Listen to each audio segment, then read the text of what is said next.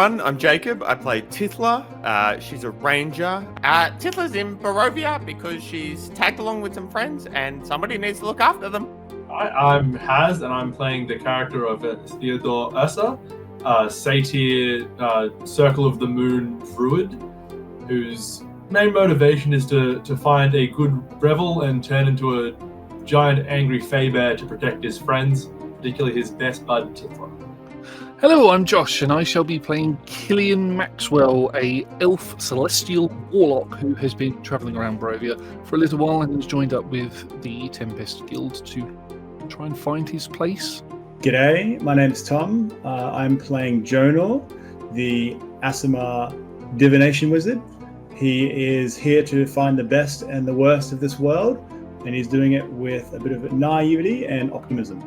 Hello, I am Raph, and I'm playing Styx, who is a Gloomforged Paladin, on the journey of rediscovering themselves, quite literally, in the land of Barovia. And I'm Owen, the Dungeon Master of our Curse of Strahd 5th edition campaign. A warning, gentle viewer. Curse of Strahd is a horror-themed Dungeons & Dragons campaign, which means you may hear adult language or adult themes throughout this episode. Hello. Welcome back, everybody. Hello. Welcome back to the Lost Archives. We are playing Curse of Strahd, the premier horror Dungeons & Dragons campaign. We are going to be jumping into the session in but a moment. We do have one quick community announcement. Jacob is running late. He is on his way. He assures me he will be here at some point in the session. So we'll see him at some point in the session.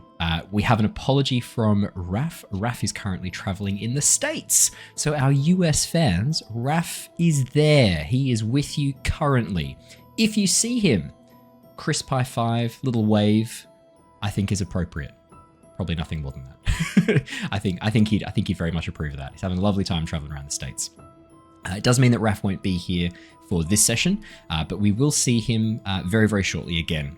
The reason for that is that I also have some news. There will not be a Curse of Strahd session next Monday. Unfortunately, I have found out today that I am being flown to Singapore for a work conference. So I won't be here to run the session, and I know for a fact my work laptop blocks everything. And as I only have this computer right here, unfortunately, we won't have a Curse of Strahd session on Monday. It also means we will not have a Avatar Legends campaign on Tuesday or a Return of the Giants campaign on Wednesday. I do not get back until the Saturday, so I'm away all week, unfortunately. So sorry, guys. Next week. No sessions next week, sorry, guys. In return, and to appease, this is, I guess, more appeasing the YouTube side of things, there will be extra episodes of Aloft coming out to help fill the gap and hopefully entertain you in the meantime. Aloft is the really fun, cozy survival crafting game that I have been having an absolute blast playing. So those episodes will be dropping in lieu of us having our regular D&D and Avatar sessions, so hopefully they are entertaining enough for you. That's all the fun announcements. They're not fun. That's all the announcements I have to share before we load into things, before we jump in. Any other fun things to share before we start our recap and jump into the session? No. Tom's back with us. Welcome back, Tom. Good to have you back. Thank you. That's it. That's all you get. Just to... Yeah, good to be back. Yeah, it's good to have you nothing back. else. Nothing else. Okay, thanks. Sweet. Carry on. So it's good to have Tom back. No, if we've got any fun things to share, then let's jump into the recap. Let me quickly pull open our notes from last session, and I will get us back into the headspace. Our series has been following the adventures of the Tempest Adventuring Guild, Theo, Jonor, Tithla, Styx, and Killian.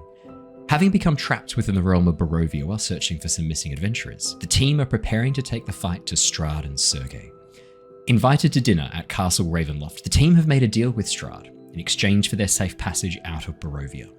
With the werewolf pack of the Svalich Woods currently splintered and no longer paying tribute to Strahd, the team have been sent to hunt down the rebel werewolves to the north of Lake Bartok.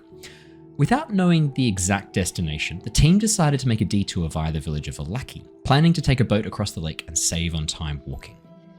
Passing over the Luna River, Tithla spied a hidden backpack under the bridge, hanging from some climbing pitons. Despite finding some interesting items inside, the team took only a single gold coin, which appeared to be counterfeit.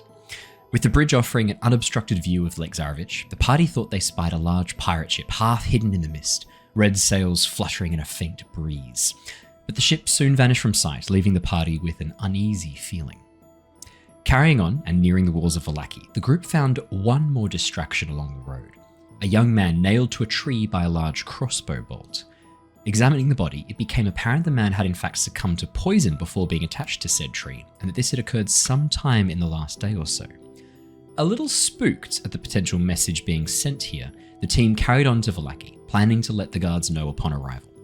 With night having fallen, the team reached the outer gates in darkness, only allowed entrance when the guards recognized them in the meager torchlight. Meeting with Captain Amelia, the team shared what they had been up to since leaving Vallaki and their finds along the road. Sharing their plan to cross Lake Zarevich and explore the northwestern shore for signs of werewolves, Amelia recommended they check in at the Blue Water Inn for 2 travelers who had recently arrived and had already demonstrated some skill on the water.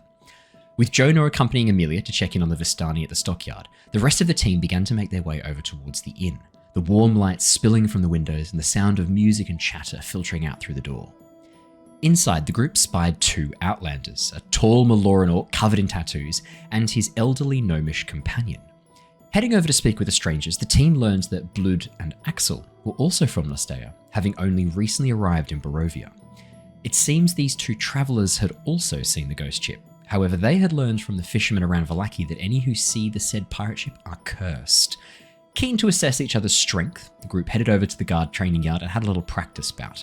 Pleased with the combat prowess on display, the team decided to check in on Jonor's progress with the Vistani, and also with Father Lucian Petrovich, the pastor and priest who may know more about how to break said curse. And that is where we left off last session. We're going to jump straight back in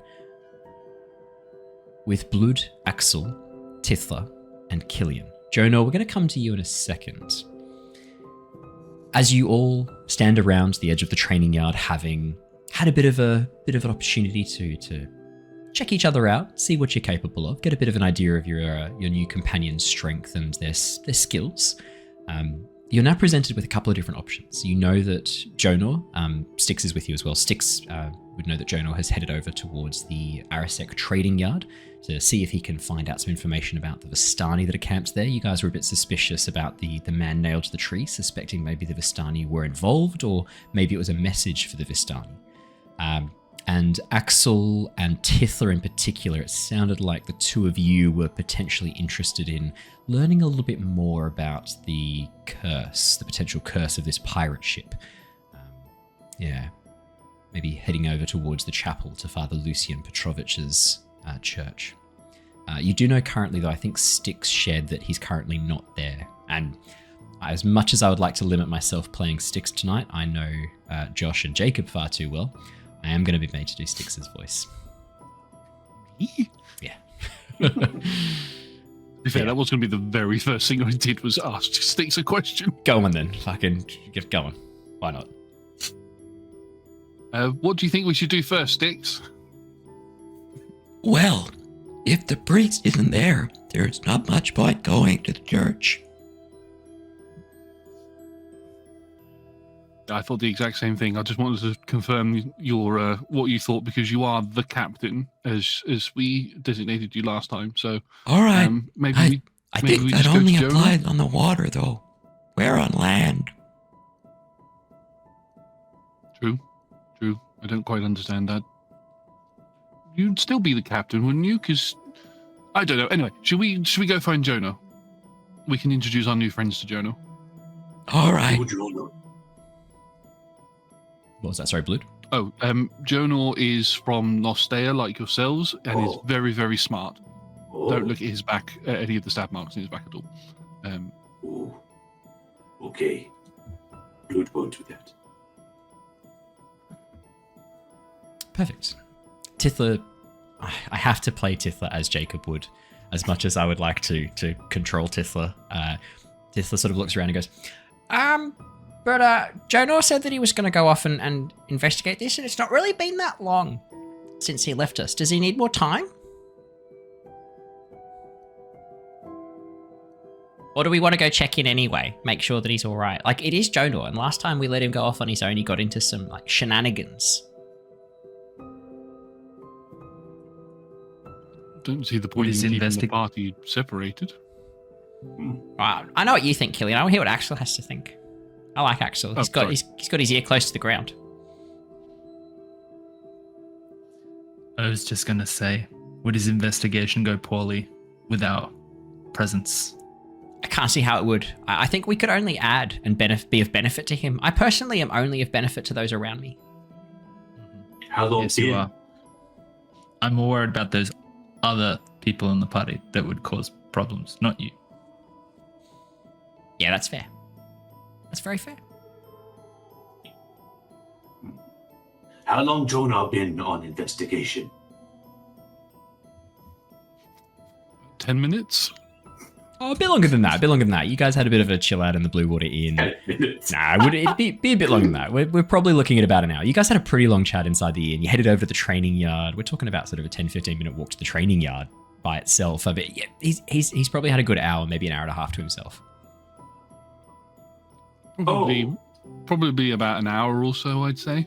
Oh. Well, maybe we give more time for him to do the thing that he wants to do.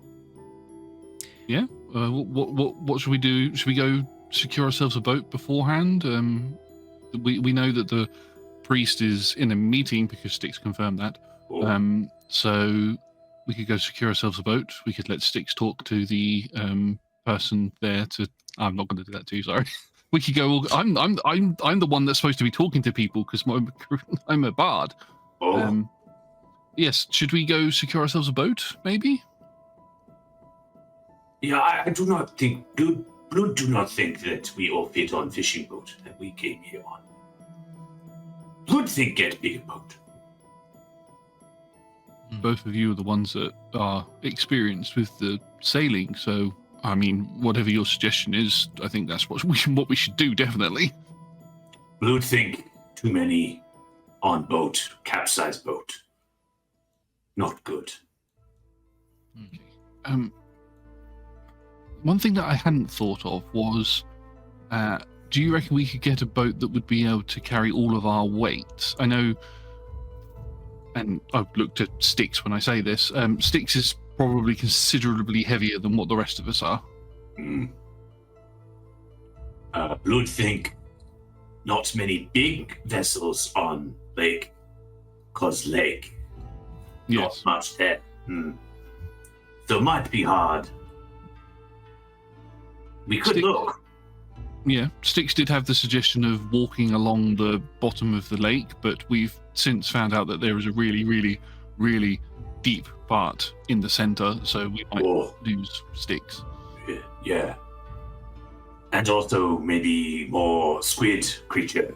True, yes. Yeah, I don't want to say the obvious here, guys, but what if we just got a second boat? What, just for Styx? Wow, just get as many boats as we need. Like there's fishing boats, right? I mean, I don't want to step on the toes of the experienced sailors or our new captain.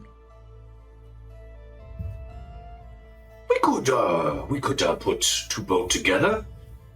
Little green one is right. Make outrigger on one side. Good work. You watch as Styx sort of like nods for a moment, digesting this, and goes, Can I be an outrigger?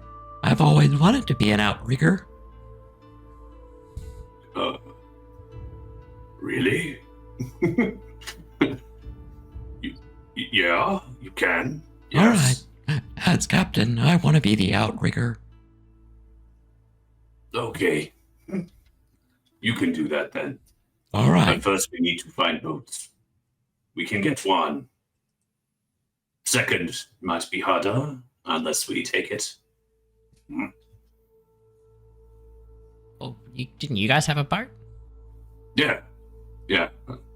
We take that one and then we get second one. Where'd you get the first boat from? We made it.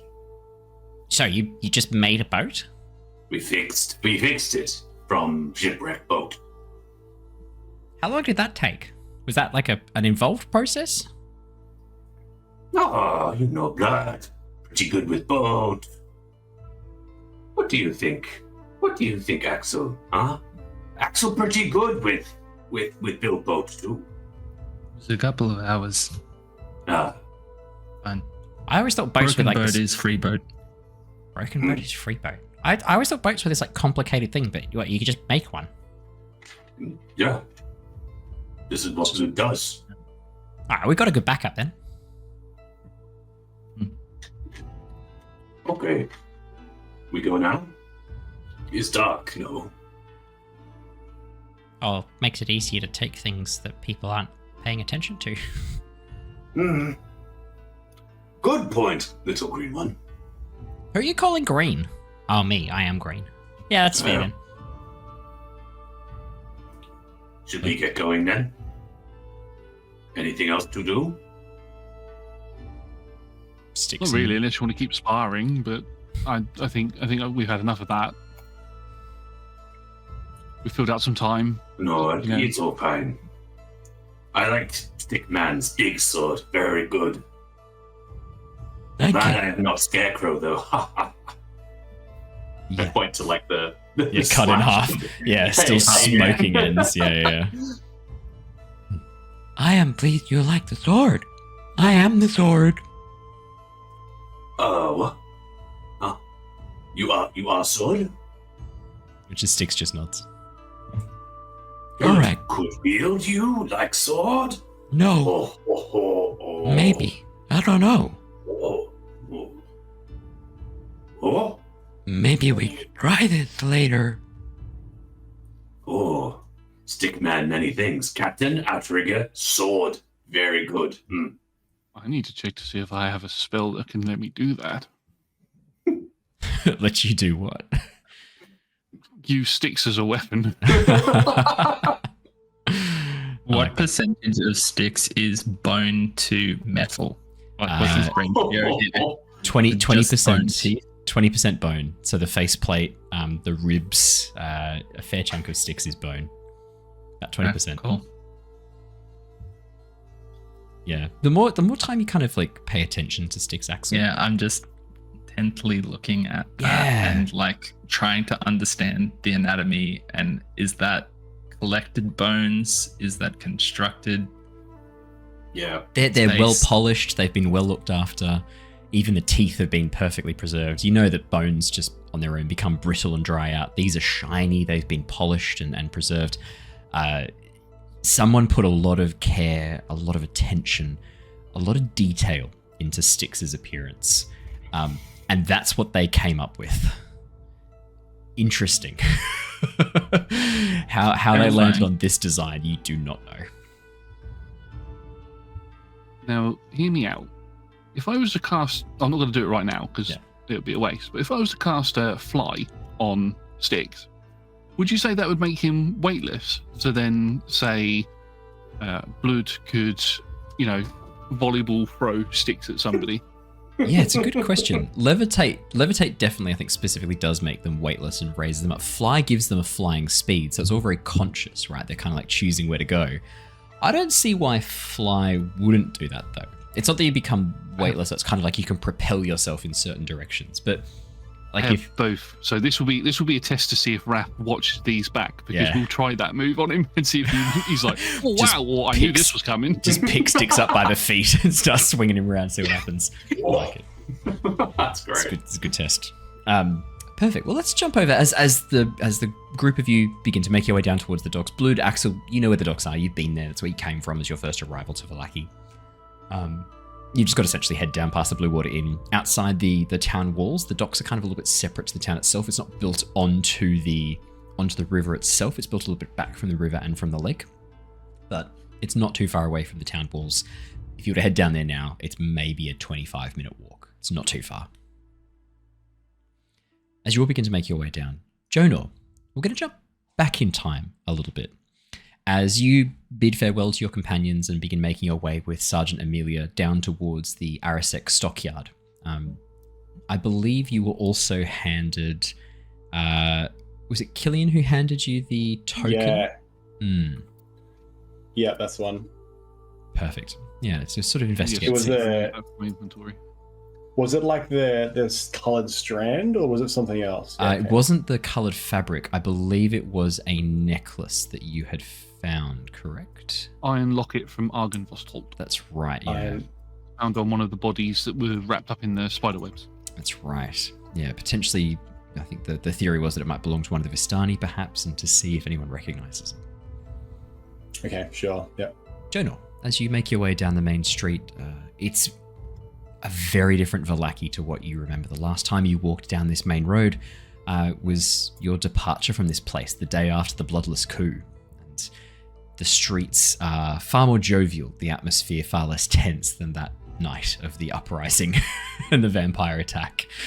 As you make your way with Sergeant Amelia, she chats along happily with you, sharing a few tidbits of what's happened since you left. Nothing too crazy, just a little bit of information.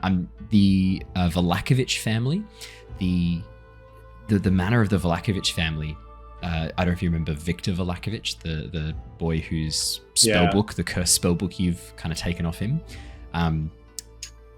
Under my code at the moment. Yeah, that house is actually the top floor, the attic where that circle activated. Actually, let's roleplay this. Let's roleplay this because I think Jonor might have some comments on this. He watches Amelia kind of nods and goes, as you're walking past, she kind of points up and you can see the top of this building has been, it almost looks like it's been blasted open. The roof has been shattered. There's still a few fractured tiles on the paving stones and cobblestones around your feet. You can see the whole top floor has been burned away, leaving the skeletal husks of this building from above. And as you get sort of up in line with it and take a bit of a look, Amelia notices your gaze and goes, "Oh, yeah, that was weird. About a week and a half ago. Yeah.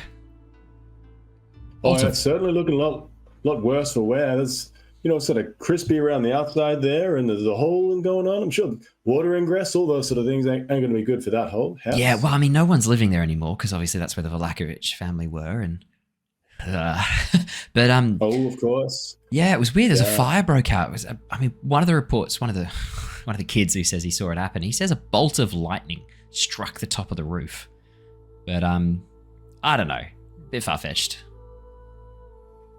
That is very, very mysterious. There being lightning cracking down in there. Look, many strange things happened there. That father was quite insane or possessed. Not quite sure which one of the two. And the mother, how's the mother doing? Because last time I saw her, she was just a husk of a person. Yeah, Vargas had done some awful stuff to her. I don't know. Look, I'm going to be honest. I haven't really checked in on her for a while. I know she was staying with Lucian Petrovich, the priest, for a bit. I think there was some. I believe she was given a symbol of sorts. So my best bet is she would be there. Yeah, I don't know what's happened with her since. I'm going to be honest. I've just been pulled in so many directions. There's been so much stuff to kind of focus my attention on. Yeah, I don't know. Maybe check with Lucian. He might know. It's going very well. You've got this place under control, and people are doing things by their own will, from the looks of it. We're trying. Kudos for you. Well done. Thanks, Jonor. Let's not celebrate too soon. We're doing our best, but as I said, it's an ongoing process. We've got a bit of work to do here. Step one's been getting the guards sorted out. I mean, the ones that weren't on Vargas's Baron's payroll. I mean, yeah, trying to do our best to wipe that corruption out. Continue the payment, or okay, that's the other way. You got two ways: is take it on board or scoot it out, and probably the easiest. His mark was clear. He wanted a clean slate. Anyone who was loyal to the old burgomaster, Vargas Valakovich, anyone who had any ties to that system, anyone who'd helped enable his, frankly, insane behavior, they're gone. I mean, to be fair though, can you really trust that a man like the guard standing beside you for 5-6 years working under Vargas, under the burgomaster, torturing people, can you really trust that person to do things for the good of the people that they're supposed to be looking after when that's what they were doing for Valakovich? I mean, I get it. I kind of get it. I mean, there's some people who've been calling to rename the town. It's pretty intense. Oh, wow. That's Valakovich family, the connection goes back. Yeah. Look, a bit of time and everything simmers down. You'll get a good feel for it, I reckon. Yeah. What was that Killian hand you? A little locket or something. What's that about? Yeah, so we visited a neighboring temple, and we came across this one sort of wrapped up in a spider's web. So just, we're trying to return the bits and pieces to those who have been taken by the wildlife of this place. Right. We You think figured it we was?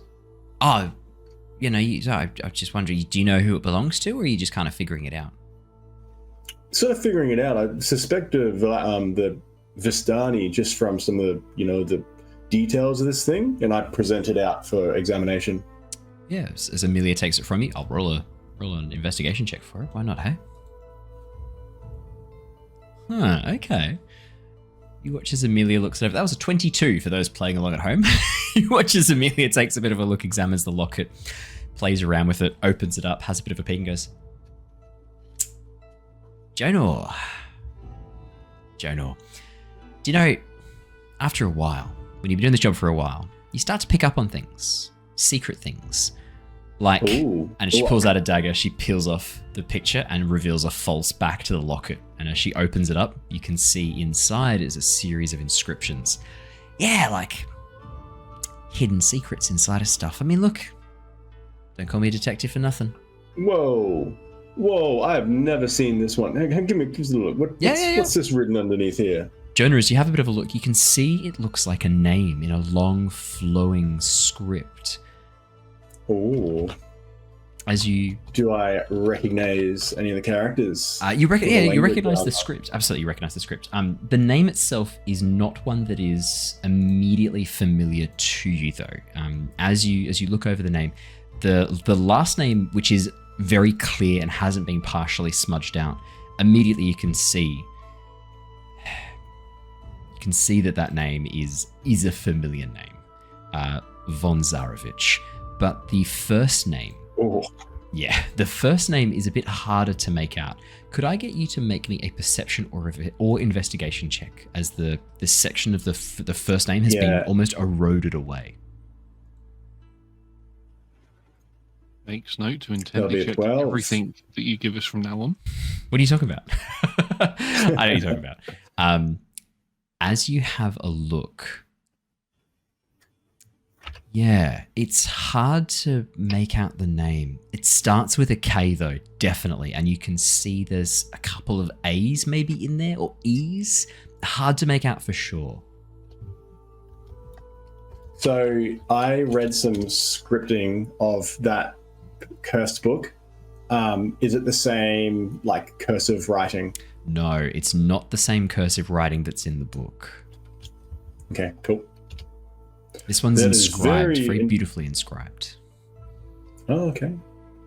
So, Amelia, I don't quite know who it would be. I mean, that's quite a prestigious name, a well-known name. But what's your gut feel on this one? I can't make it out. I mean, look, the last name's pretty clear. I'm not going to say it out loud, but first name's... yep. We'll dodge that. First name hard to say, but I mean, look, it could be that this belongs to a member of the Vistani, but I'm going to go out on a limb and say if it is, they might not have known about this false back either. I mean, look, I don't want to categorize the Vistani as thieves. That's not fair. It's not true. But they do a lot of work traveling goods around the various villages and towns of Barovia. And so if an item was to find its way into their hands, it's much more likely that old items or things that have been lost might find their way into the hands of the Vistani. Trading goods, not just coins. So there's an old family heirloom someone stumbled across.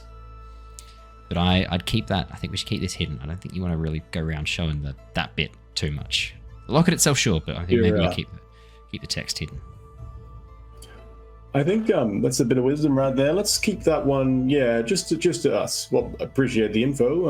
On the secrets being shared, I think Arisek would have a bit of information roll through.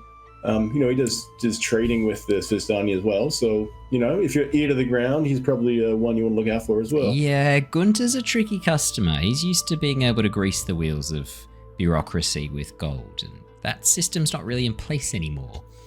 Gunther's... Oh, okay. Yeah, look, I like Gunther. Don't get me wrong. When I need something, I go to Gunther and I get it. When I need an item, Gunther's the man I go to. But he's not been super happy with the guards of late, and he's not super happy with the work we've made to clear out corruption, which, I mean, personally, if you see someone who's doing their best to kind of stop like anti-corruption efforts.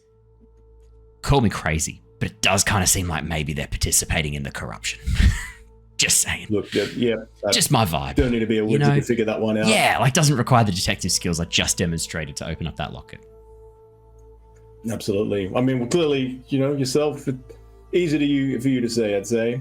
Well, if we've sort of figured out this iron locket, then I think I should probably head back to the Blue Water Inn, meet the rest of the guild. I thought you wanted to. Did you want to check in with something with Gunther? And like meet with the Vistani? There was like a body nailed to a tree that you said we had to go talk to them about. Oh, yes, that is true. That is true. They should know about the body. Look, I get it, man. Very distracting. We saw the whole roof missing, the locket we opened up. There's a name in that locket that we really don't want to say out loud. I get it. It's been a big day, yeah. It's pretty late as well. Like, you look pretty tuckered out. How far do you walk to get here? Yeah, these legs are made for walking, and that's exactly what they've done. The legs were made for walking. Fair enough. Yeah. Yeah, no, fair enough. All right. Well, look, we're almost here. Though I'm happy to come in with you.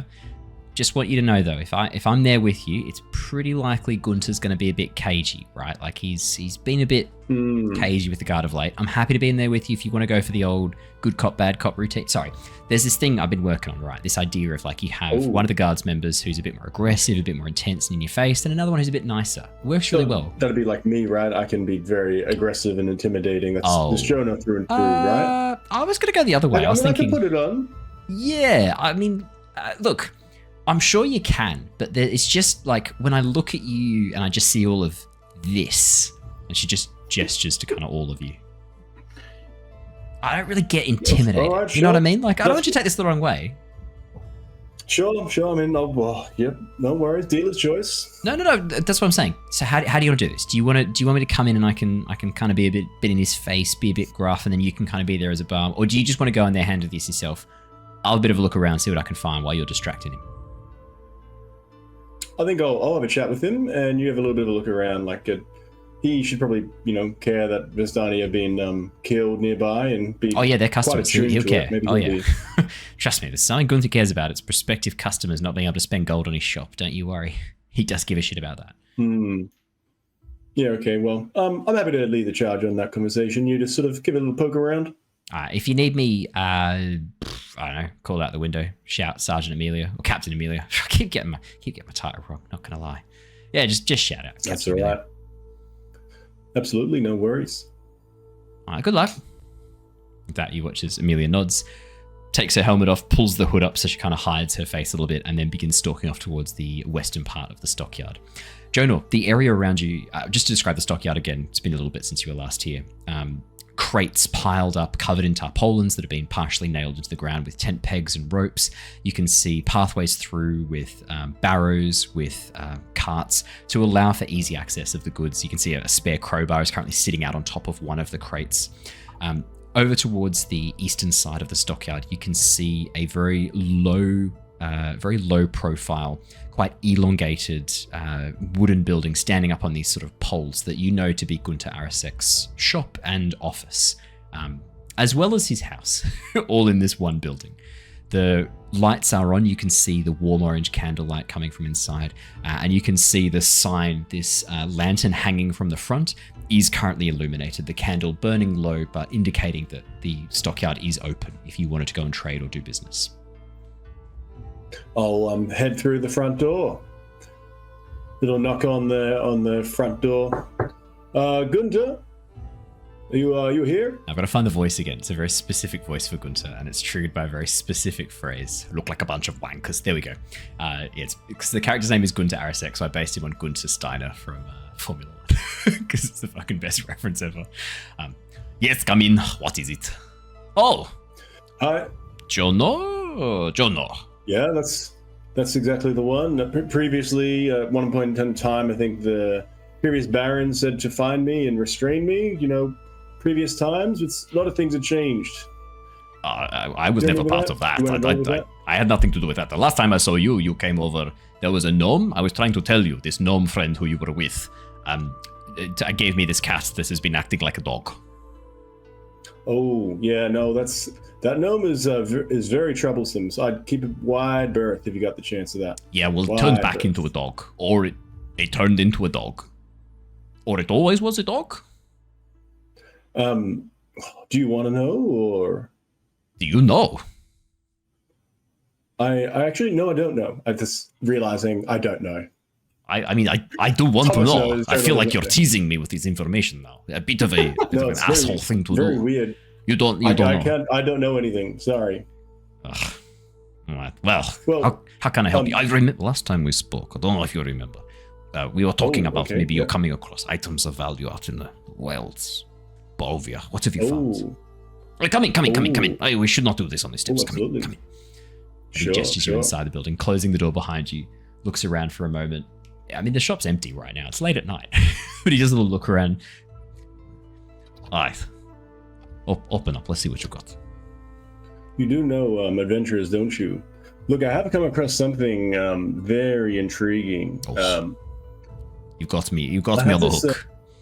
This is a spear of a sort, and I have a feeling it's got a little bit more to it, but I can't quite tune to it myself. Can you have a look at this? And I present the blood spear that we collected from the druids. Can I just say the fact that you have a barbarian specific item called the blood spear and you now have a barbarian in your party called Blood is pretty funny. It's pretty fucking funny.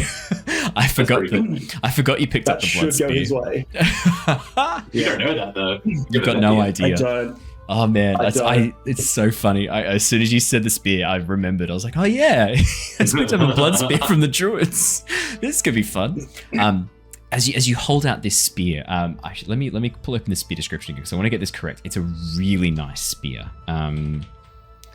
Let me pull it open. Just want to make sure I get the A little bit description. of lore of it. Kavan was a ruthless chieftain whose tribe lived in the Bellinok Mountains.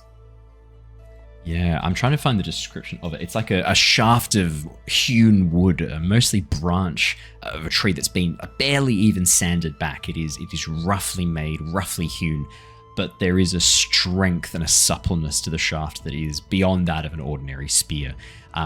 The tip of it has been hewn from slate and stone. You can see that it is this wicked, barbed surface on the top. It is terrifying to look at. I actually have a picture of it. Fantastic. For those of you who are playing along at home and watching the stream, I will place a picture in the chat. So here's the thing. I was going off that description completely from memory. I only pulled the picture open as I shared it. I was actually pretty damn spot on. Yes. There's a leather haft at the very top that's been wrapped around bloodied linen cloth wraps around the remainder of the spear, and you can see there are the stains of long dried blood upon the slate surface. You watch as Gunther kind of takes the spear from it, looks down and sees that this thing is bloodied and partly still filthy from when you retrieved it from the druids, and like slowly places it upon the bench. Goes, do I need to wash my hands? What is this? This is disgusting. Where did you get this? Oh, okay. Don't think it's too valuable. Like, I think this one's got a bit of work. I to did it. not. I did not say it wasn't valuable. I just said it was disgusting. So those two Look, things yeah, can be yeah, true fair enough. together. Give me a moment here. Jonor then pulls out his coat, sort of pulls it over the spear, and then a bit of gold dust sort of settles over the top as he casts prestidigitation and cleans up the excess of blood. Here we Jonor. go. This will make it much nicer for you.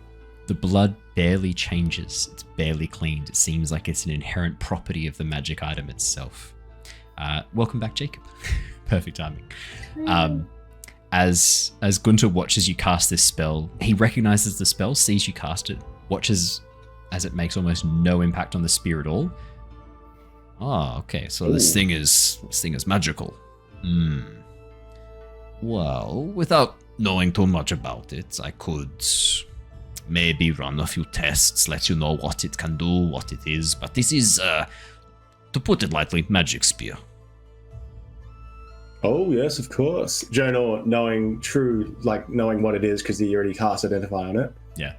Yeah. Well, if you think it's valuable, then that'll be great. If you don't think it's valuable, then I may as well just keep it. Just take it along to someone who could use it. I would give you maybe 800 gold. That is fair price for a big spear. Oh, that's you've definitely caught my ear on this one. Look, I think you need to hold on to that thought, because I might have something else for you as well. Actually, I like a little bit of like information. things. You deal in goods and also in information, I believe. We just came into town and we saw a Velaki sort of pinned up against a tree with a bolt through its head, maybe like a day oldish. And look, it had this. Where was this? Where was this? Like, which gates you come through? We came from the west, so maybe a couple hours, I believe, or a couple hours west of the west gate. What? It was just some man nailed to a tree. Yeah, and someone had Like a bunch of wankers. Jacob loves this voice. Yeah, a bit of the Vistani sort of colored cloth here was sort of just woven through. So I don't know if it was them or it was a message to the Vistani. So in either case, I thought you. If Vistani want to send a message, they send a message. It's very clear what they want you to know if they have a message to send. No, this is. I'm not sure where this comes from. It sounds like it is a message too. Look, they nailed a nailed a Vistani to a tree. It seems like a clear message. That there are a camp of Vistani here, staying not too far. I gave them access to the stable yard just beyond the stockyard. We have an agreement, Vistani and me.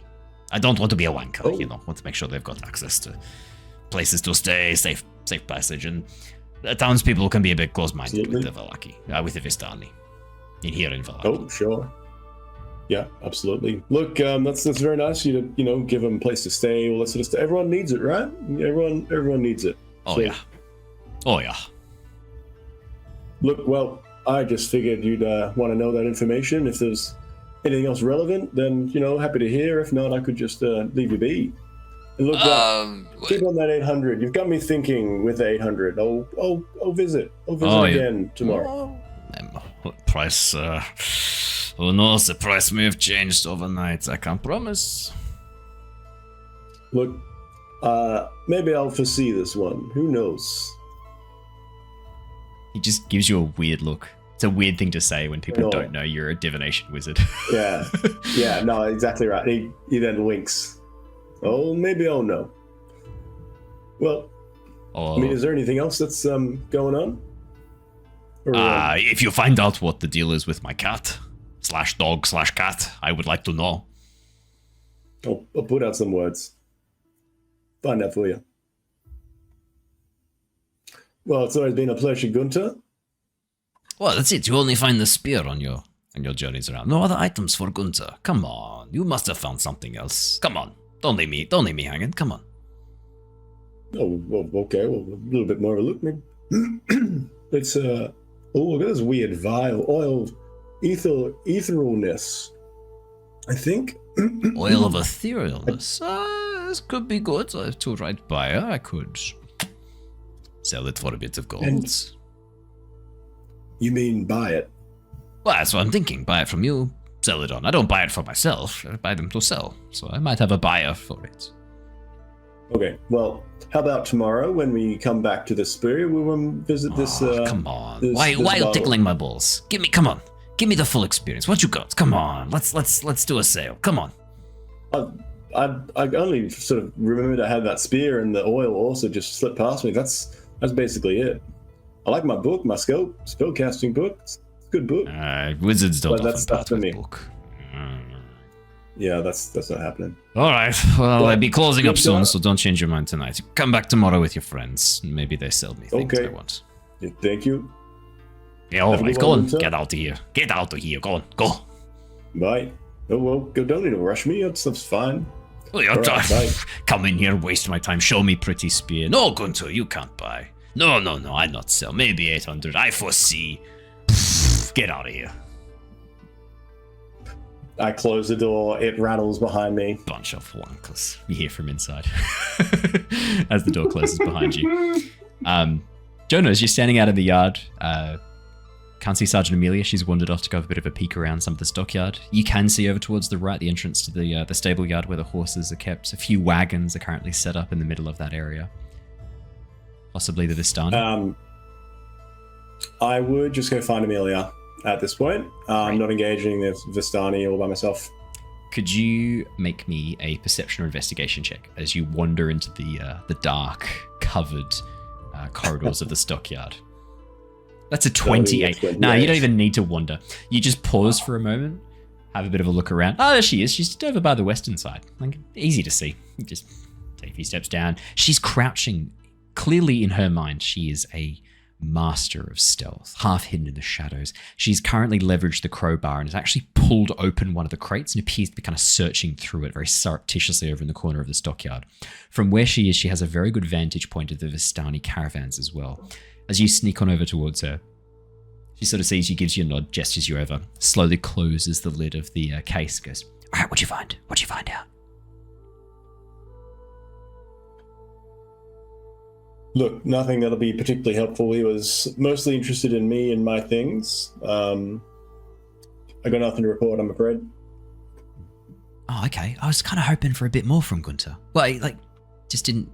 What'd you ask him? He's very partial to the Vistani, and he's trying to ensure they have somewhere to stay here. Yeah, so they're some of his best customers. everything- Of course he is. They make him a lot of gold. He makes them a lot of gold. So it's a win-win relationship. Yeah, I'm not surprised. Yeah. Look, really, that's it. That's all I got out of him. Dang. Okay. But I might get 100 gold tomorrow. 100 gold? 800 gold, my apologies. 800. Hang on. Did you accept a bribe from Gunther? No, I just have a really nice spear. Oh, okay. I have to ask. Not stolen, is it? No, it was loot. That sounds bad. Yeah, that doesn't sound great. What do you mean it was the loot? We found it at the bottom of a bunch of dead possessed druids in a some evil druids that are attacking the Wizards of the Wine. We killed them all. Oh, is that why there's been an interruption to the supply of wine? Yeah. Oh, fuck. There should be wine turning up real soon. Owen could have said he's fucking Mardukov. He's a Mardukov. He's brother to the guy who owns the winery, whatever his face is. Davian. You'd think they'd be in close communication, but yeah, he just said there was something going on. He wouldn't tell me any details. He said it was a supply issue. What, were they getting attacked? Yeah, the pretty awful things going on there. I think he's more keep it bottled in, not burden others with emotions and pain. So just let him reach out if he ever needs. Sounded like you know what they're talking about there, Jonor. Is this for you too, or just for the Mardukovs? I don't know what you're talking about. I'm talking about Mardukovs having some awful like family trauma, and if they need to talk, then giving them a shoulder to talk to is probably nice. Yeah, look, I haven't much time for Owen. I'm not a big drinker, so at least not in the Blue Water Inn. I feel like it's a bad look, captain of the guard and stuff, getting fucking hammered out in public. So I try and get myself fucking hammered in the privacy of my own home. That sounds sad. Oh well, that sounds sad. Look, it helps your reputation on the street if you ever drink with all the ruffians. So does it really? Does that help my reputation on the street? Does it? I'm gonna help. It helps me. Where did you last go drinking with the ruffians on the street, Jonor? You look like the last time you had a stiff drink was a cup of tea in a library. It was in the library back in the unseen university. That's what I was told, is it makes you look, oh God, don't worry about it. It's fine. It's fine. All right. What do you want to do? Do you want to check in with the Vistani, you and me? Do you want to go back and get the rest of your crew, come back in the morning? It's pretty late.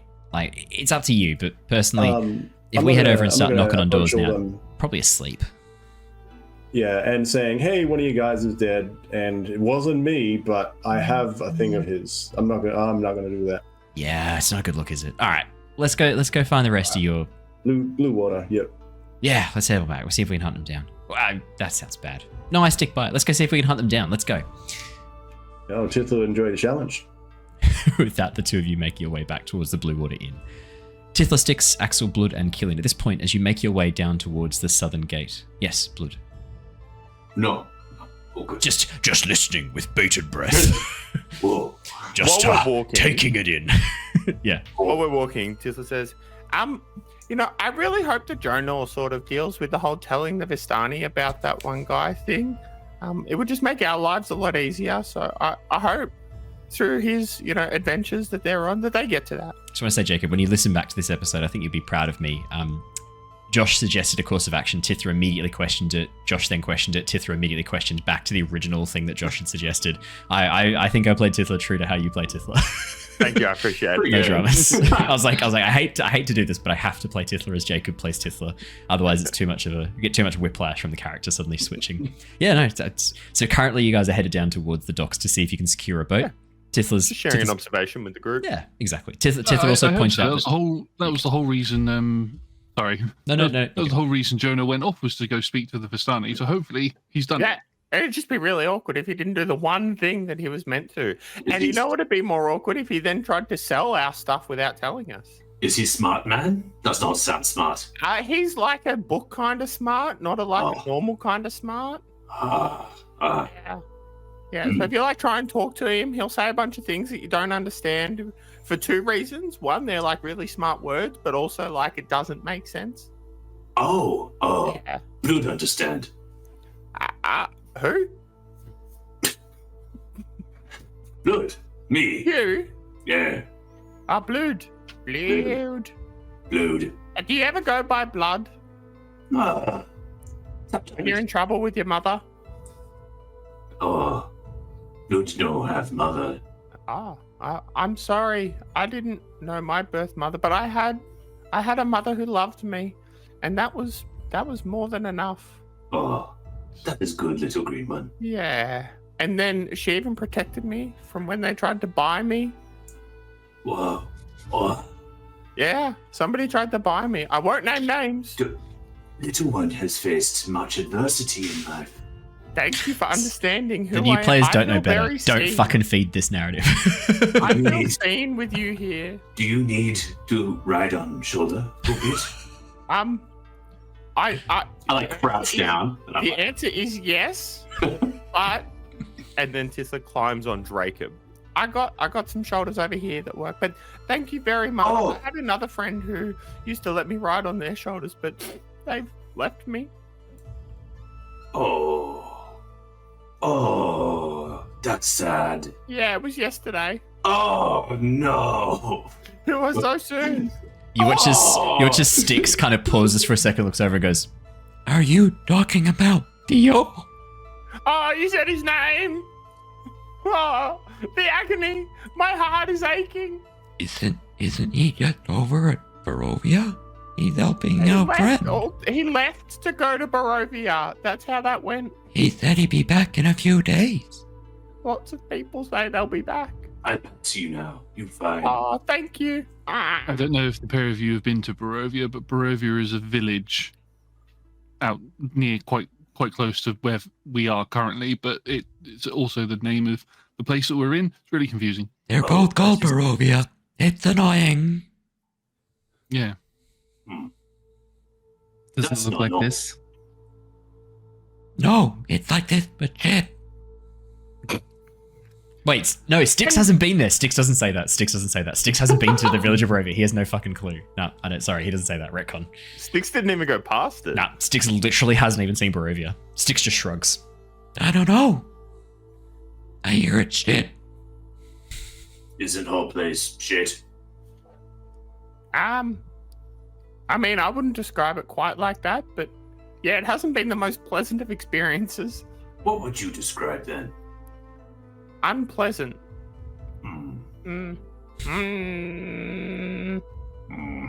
Okay. Oh, look at the boat. I found a boat. As you walk out through the front gates, the guards question your decision to head down to the lakeshore at night, but will let you leave. Excuse me, guard. We're on a mission. Well, I get that, but it's fucking middle of the night. What you want to go out there for? For our mission. I can't tell you. It's very top secret. Wait, guys, is this a top secret mission? Oh, I can tell you. Do you want to know? well, it's my duty to ask people what their business is inside or outside of the town, so it'd be best if you did. Okay, everyone gather round. Let's see how well Jacob's memory is of what we're doing here after missing the recap. And then Tithla gives a great description of Oh what no they're no doing. no Yep. no. You no. Can't say that and cop out. No. You've laid down the bricks of this pathway. It is now your time to walk it, my friend. What does Tithla say? So we're going to find a boat so that we can not walk along the shore, because that was where Killian died the first time. But also you guys died a little bit as well. But then we saw the ghost ship, but we don't want to quite go over to the ghost ship because apparently that means we're cursed because we saw it. So we don't want to go all the way out there, but we sort of want to skirt that nice line so that we can get over and help the werewolves. But like not like help the werewolves, like deal with the werewolves. We're like a little unsure if we're going to help them or like get rid of them. But apparently you guys haven't seen them as much lately, so maybe they're on our side. So we're not quite sure what side everyone's on. He watches the I guard. look to Blood and say, "What's this about werewolves?" He watches. First time I hear werewolf. He watches the guard, raises his spear and points down at a pike with a wolf's head jammed on it, and goes, "Gotta let you know there for free. Werewolves are not our friends. They've attacked us many times. We're not friends with the werewolves." Okay, see, that's good information to know. That's why we're information seeking. You said you're headed down to get a boat. I'm going to stop you there, little one. You said you're heading down to get a boat. Are you going to give me an interruption, as people I'm would going say? to give you an interruption. It's a very common phrase around here in Vallaki. For those who aren't aware, this is something Tom said one time to Jacob. He said, I would give you an interruption there, Tithla. I think it'd be the greatest t-shirt ever. Let me give you an interruption. Let me give you an interruption there, little one. Okay. Getting all off. You're heading down to get a boat. Yeah, so that we can not go on the shoreline, which is where he died the first time. And Yeah, then we can but like, here's the thing, right? Yeah? It's late at night. There's no one down Yes. there. Where are you getting this boat? Are you gonna just take one, Well- go out sailing? Well, and... we were hoping the water would have boats. Yeah, there's boats in the. There's a pier. Yep. The fishermen have boats tied up there. That's even better. Yeah, but those boats belong to the fishermen and fisherwomen who go out each day to The fisher catch. people. Yeah, the fisher people go out and catch fish and other things from the lake. Sorry. Uh-huh. If you're trying to hire one or buy one, probably gonna need to speak Yeah? to the owner. Oh, who's that? Well, I don't know. Depends on the boat. Oh, which boat would you recommend? You watch as the guardsman slowly closes the gate, locks you guys out. Excuse me. And Tithla will knock on the door again. Excuse me, you accidentally shut the door on us. There's no reply. Maybe Hello? come back. I turn to think he's Killian going to and get a say- friend so that he can help answer the questions. What was that? We Axel? can wait. In the town or outside the town? Outside. What was that, Axel? Are we, I was just going to say to Killian, I think you should talk to the guards next time we get to the gate. That's probably a good idea. does Tithla hear that? How quiet are you being, Axel? I think I would have been not intending to upset Tithla. Okay. Could I get I a think would've- stealth check, please? Tithla, could you please roll me a perception check? Let's see if you hear this. Just let the dice decide. Is Let's now a bad time to point out that I don't have D&D Beyond open? Someone needs to do it every session, didn't they? We actually have Yeah, I don't access have to D&D it Beyond Time or tonight. a bad time to bring that We up? actually have access to it tonight, Jacob. So yeah, if you We can, do, yeah. you can get it open. That'd be great. I don't know how it works. That'd be fine. Question? Yeah, Yeah. So where's just click the on long this. rest Oh, button? do you have the? There is an extension. I can't remember if I told you about the extension that you can add, which lets you roll straight from D&D Beyond into Roll20. It's called Beyond 20. It's a free Chrome extension. It's fucking awesome. Right. I can't remember if I told you about it. I may not have. No, he's looking like I've been he's using just it heard those since words the for the start, I'm first pretty time today. Yeah, Would you like Tithla to roll a perception or Yes, use please. the passive Not roll perception? It's alright. Don't worry about roll. Oh, yeah, you can roll in Roll20. Just roll it as a normal dice roll in Roll20, and then add your stealth to it. And I'll send you the link to the Chrome extension right now. That's super easy. And it's literally just a free Chrome extension. It's awesome. The maker of Beyond 20, we're not sponsored, but I fucking love your work. I love it. It's great. Just works flawlessly. You're an absolute legend. Thank you, whoever created it. It's Actually, probably the smoothest running part of D&D Beyond. Yeah. By far. Absolutely. And it's not created by D&D Beyond at all. It's got nothing to do with Hasbro or Wizards of the Coast. It's just some absolute legendary programmer who one day sat down and went, hey, do you know what would be really helpful? If you could use this toolkit with others. It's like a mandatory thing. Like, Yeah. you just have to have it Yeah. if you're running this sort of setup. It's great. I'll always All right. gladly... Sorry, was that to roll perception or my passive perception? just to roll perception, please. Do it as an I'd love active. to. Because you're kind of listening out to see if there's a friend on the other side of the gate, 23. see if they're responding. Oh, And wow. what's your stealth, Axel? I'm guessing your dex is not super crazy high. No, but also it's disadvantaged because of my armor. So Oh, but you're talking. You don't know. No, this is I would Okay, impose. I I was would gonna impose that say, for I a don't know if that's physical. relevant. No, for a physical You stealth lean check. is over there- and you creak as you lean over the it just shivers and amplifies. It It echoes would throughout. cover. It would cover the noise. Oh, yeah. Beautiful selfie. Yeah, true. So what was your stealth, sorry, Ash? A +0, so that's just a 12. It's a flat Nice. 12. Tithla, you do hear this, yeah. Oh, sorry. Killian, did Killian want to talk? Did you want to talk? I don't have to talk. I just like people. I'm sorry. Oh, I know. Did I say something I shouldn't have said? No, you're all good. Okay. It's just, Okay. if maybe we could take it in turns. Oh, okay. And Tithla knocks on the door again. Excuse me, it's Killian's turn to talk to you. He's the one who died before, remember? Silence is the only greeting you hear from the other side of the door. Well, you didn't really do well with your turn, did you? No, I didn't. Maybe you should talk to it. No, actually, no, I'm not going to. Is it my turn again? Nope. Let's Irony and sarcasm do not work on Tithla. I don't know why you even attempted it. I don't know what the plan is now, because if the people aren't operating, if they're like all in asleep and stuff, maybe the plan isn't to steal. Maybe we should go and meet Jonor at the Vistani. Like, if we wait outside of their camp for him to turn up. I just sort of push my hand on the gate. We're on the wrong side of the gate. Oh, well, is it my turn or your turn to ask if we can go in? I shall ask. Excuse me. Could we come back in, please? There's a moment of silence and you hear it, a very like, oh, I'm sorry. Is it not a good time to head down to the docks? No, it is a good... Oh, sorry, it's not my turn.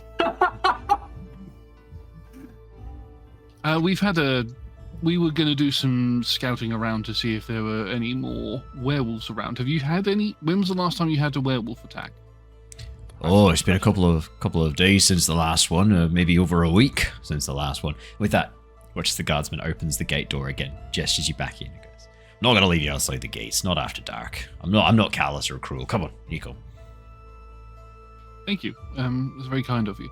No, it's just I just don't want to be an asshole. Come on, Nico. Thanks. Walk in. Do you see any shipwreck along lake? Aye, there's a number of boats, as far as I gather, that have been lost over the years. Some on the shores of the lake, some into the lake itself, never to be seen again. People, too. It's a dangerous job going out fishing. Certainly not one that you do by yourselves. But you don't look like you're by yourselves. You're part of a big group. Keep an eye on each other. Hey, I know you. As he looks at Blood, and then at Axel. Hey, you're that lot that came in with what was his face? Simon. Hey, Simon's me brother-in-law. Thank you for bringing him back. Okay, I was worried about him. So he's not the best fisherman. You know, he's not. You know, I don't want to be nasty, but his net's not all full of fish. If you know what I mean. Oh, that's not good. Net should be full of fish. You know, it's surprising how many people might not have a net full of fish. Sometimes you never know. But He was going for an octopus. Quite a big one, actually. He said there were a number of them, that you lot chased him off. You threw a spear or something, and you smacked him with your oar or something. Now that I'm looking at it, that doesn't look much like an oar. It looks more like a club. Oh, no, it was Axel throw spear. Yeah, but you hit him with a club, I heard. Or I heard you hit him with an oar. That's what Simon told me. Oh, no. Axel do do it. Blood Oh, still well, shit. then in that case, I'll direct most of my thanks Blood to did you. what? As he turns towards you, Axel. Oh, don't do that. Blood did an amazing job. Fended Oh, off half those beasts himself. oh, it was nothing. So what? You lot are looking for a boat, didn't you? You had a boat you came in on. Oh, little boat though. Need bigger one for friends. As he looks over at Styx, he nods, goes, Big guy. right, guessing he don't float too well then. No. Yeah, suspected that. Well, I mean, Simon's still not heading out. His boat's still there, still mostly in one piece. You're looking for a second ship, second boat to take out. Could borrow Simmons, I'm sure. He could chat with him. Ooh. I could if you don't get a chance to. I'll let him know. As far as I heard, my sister's keeping him under under lock and key for the next few days. So Is that why you didn't answer before when I asked if you had a recommendation for a boat? Because you were going to check if that boat would be okay. Oh, Yeah. sorry, was it my talk now? No, you're absolutely correct. That's exactly why I didn't respond earlier. Yeah, Oh, okay. that's right. Well, thank you for going and checking. They were asleep. No answer. Oh, well, thank you for trying. That's It's- all right. you know I what they ran say, very it's the thought quickly. that counts. Oh, that's very good. You see Ghost Ship too? No. I've heard the stories. Fisher folk talk about the ghost ship all the time. I've heard that anyone who sees it drowns or dies or something in the lake. Simon's scared. Says he Yeah, but as I goes- said, Simon's not the brightest candle. You know what I mean? Like the wick's not fully integrated into the waxy prison. There's like a gap there. Well, you need a bit of a gap when you have a fire, because otherwise it gets smothered. Yeah, but if you've got too much of a gap, the candles look like the flame's really dark. Simon's Candle got. should be bright. Does not sound like good candle. Please tell me that one of you's getting what I don't want to come out and say it. He's my there's a brother-in-law. lot of different ways of you saying that your brother-in-law is not exactly the smartest person. I can't say that. He's my brother. Why brother-in-law. you don't say that? Well, because he's my Yes. brother-in-law. My sister wouldn't be too. My sister wouldn't be nice happy man. if she overheard that. I'm not here. It's fine. Well, you don't know that. My sister, she's got fucking eyes and ears everywhere. She used to beat the crap out of me when we were young. No. Look, here, she's a scary woman. Good luck to Simon. That's all I'll say. No, I look. She's got him under lock and key. She don't want him heading out onto the lake again. So I don't think he's going to need his boat for at least another few days. Do you know where? This is a stupid question, but could you point? Actually, no. I'll rephrase it. Could you point us in the direction of where they live so we can go and speak to them tomorrow? We Yeah. won't obviously disturb at this time of night. Yeah, I don't know. Thank you for that. I'm sure they'll appreciate that. You know where the church is? Church is in Andrel. Yes. Yeah, so you just head due west of that. You go past that creepy toy shop. And it's down a side street just to the right after the creepy toy shop. The house has like dusty reddish brown shingles. You can't miss it. Brilliant. Thank you. Well, we should probably turn in for the night. We have another one of our companions that we need to go and find. They were on their way to speak to the Vistani. No, who you can't taken off trust the the arrow. Vistani. Group of thieving bastards who mooch off the honest folk of this town.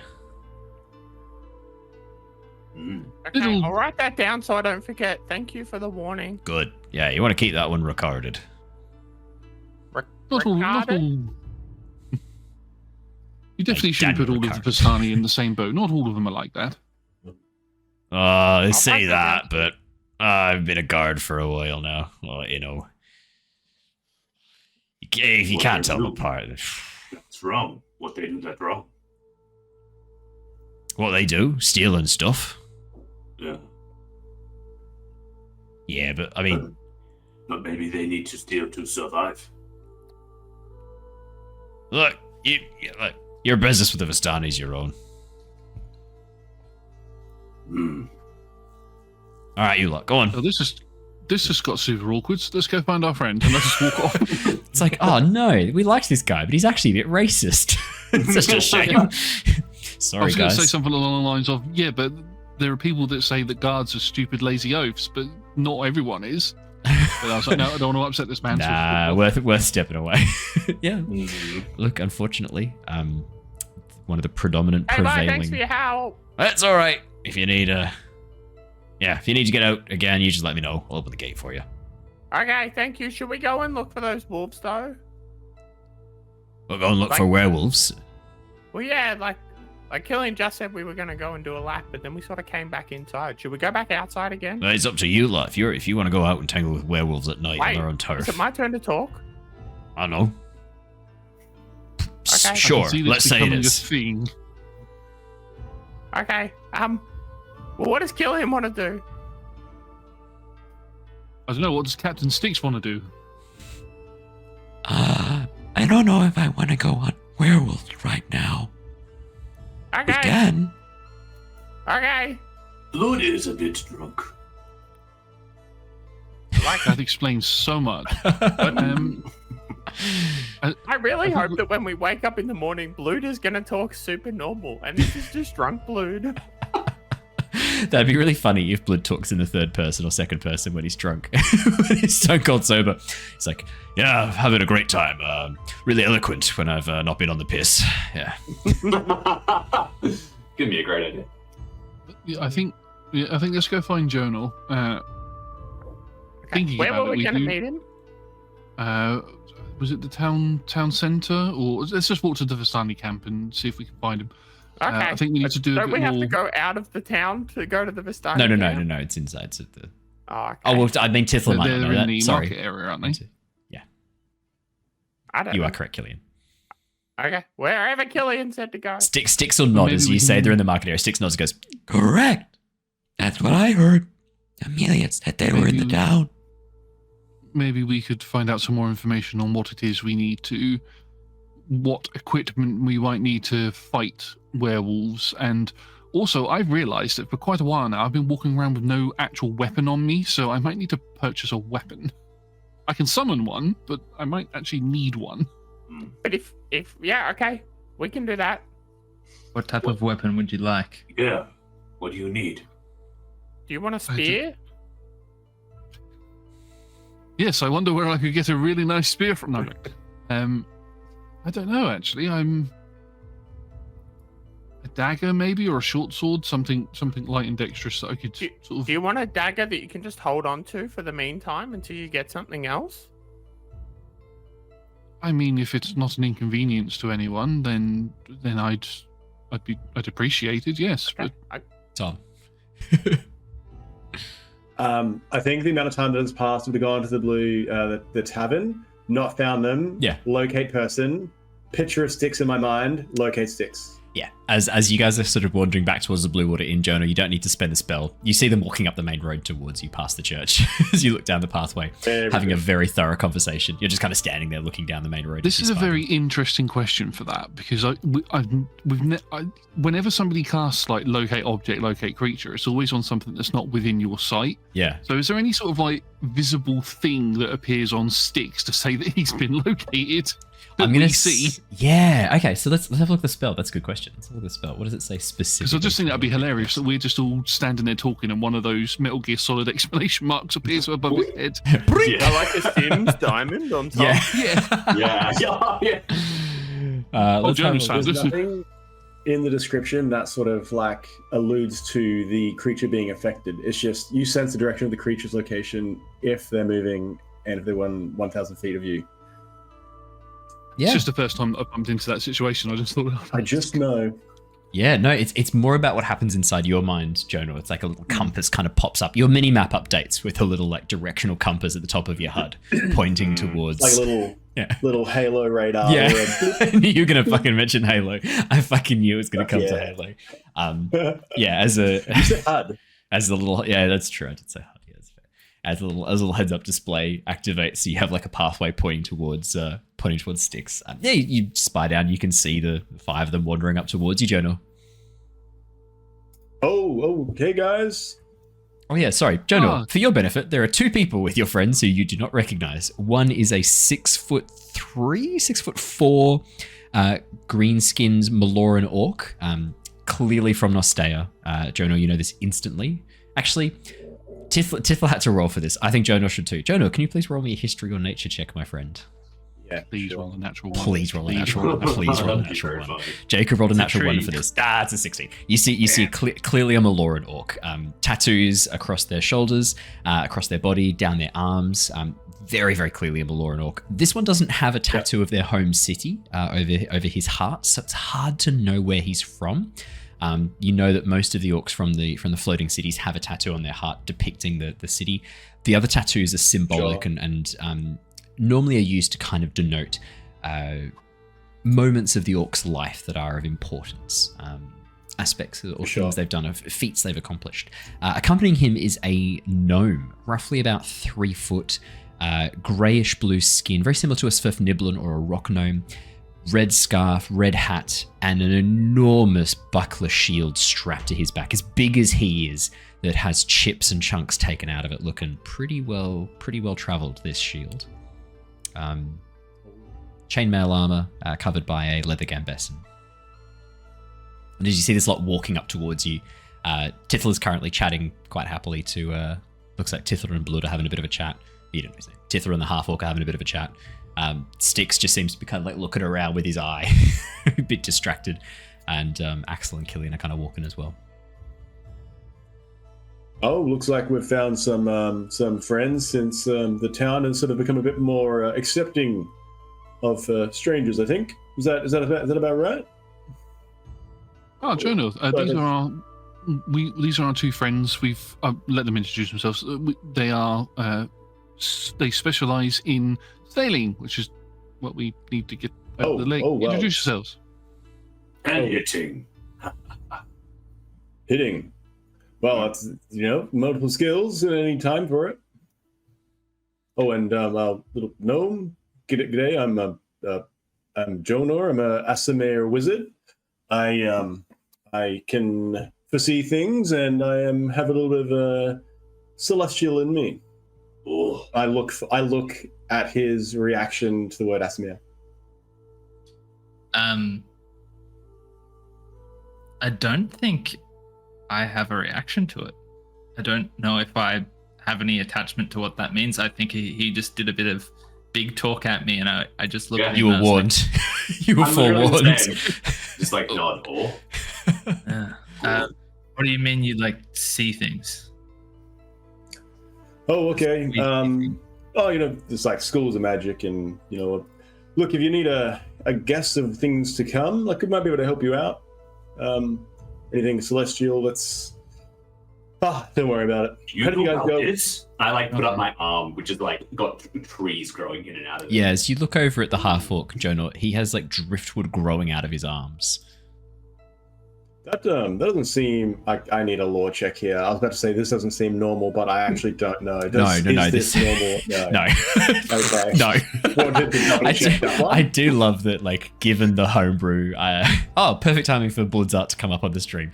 Given the homebrew I've been doing, it is a fair question, Tom. Absolutely fair question. No. Do you want to make me an Arcana check or a Medicine check? I would say. Oh, or nature. I'd say nature. Nature would fall into just, that too. Look, he's going to examine it with his arcanic eyes to start with always, so... His archaic eyes, they're just really old eyes. I tried to turn arcana into another word. It didn't work. Peepers. Cataract ridden. I'm having way too much fun with that. So... 26. Did this happen to you recently, or someone did it to you? What's you born this way? No, well, Blood on the water one day with friends, and things don't go very well. Capsized ship. Oh. Blood wake up. This in arm. Oh. I think blessing of Meloran, though. I have power with it. Oh, is this like one of those the tribal, initiations? You go through a trauma and then you're more powerful from it. I've heard a lot about that. No, yeah, just me. No one else. Just me. Oh, Jonor, okay. 26 on the Arcana check. Yeah, the mentioning of Meloran really helped you out here. Obviously, the Meloran orcs all follow the goddess Meloran. It's not a huge jump, but hearing about the tragedy at sea, you get the sense probably a storm might have been involved. Meloran is the goddess of the wilds and storms. kind of sounds like maybe something happened and blood was spared. Now, you know that the gods sometimes mark people of interest, people who have the potential to be champions. In fact, you know of you've met a marked person, a marked figure by one of the gods.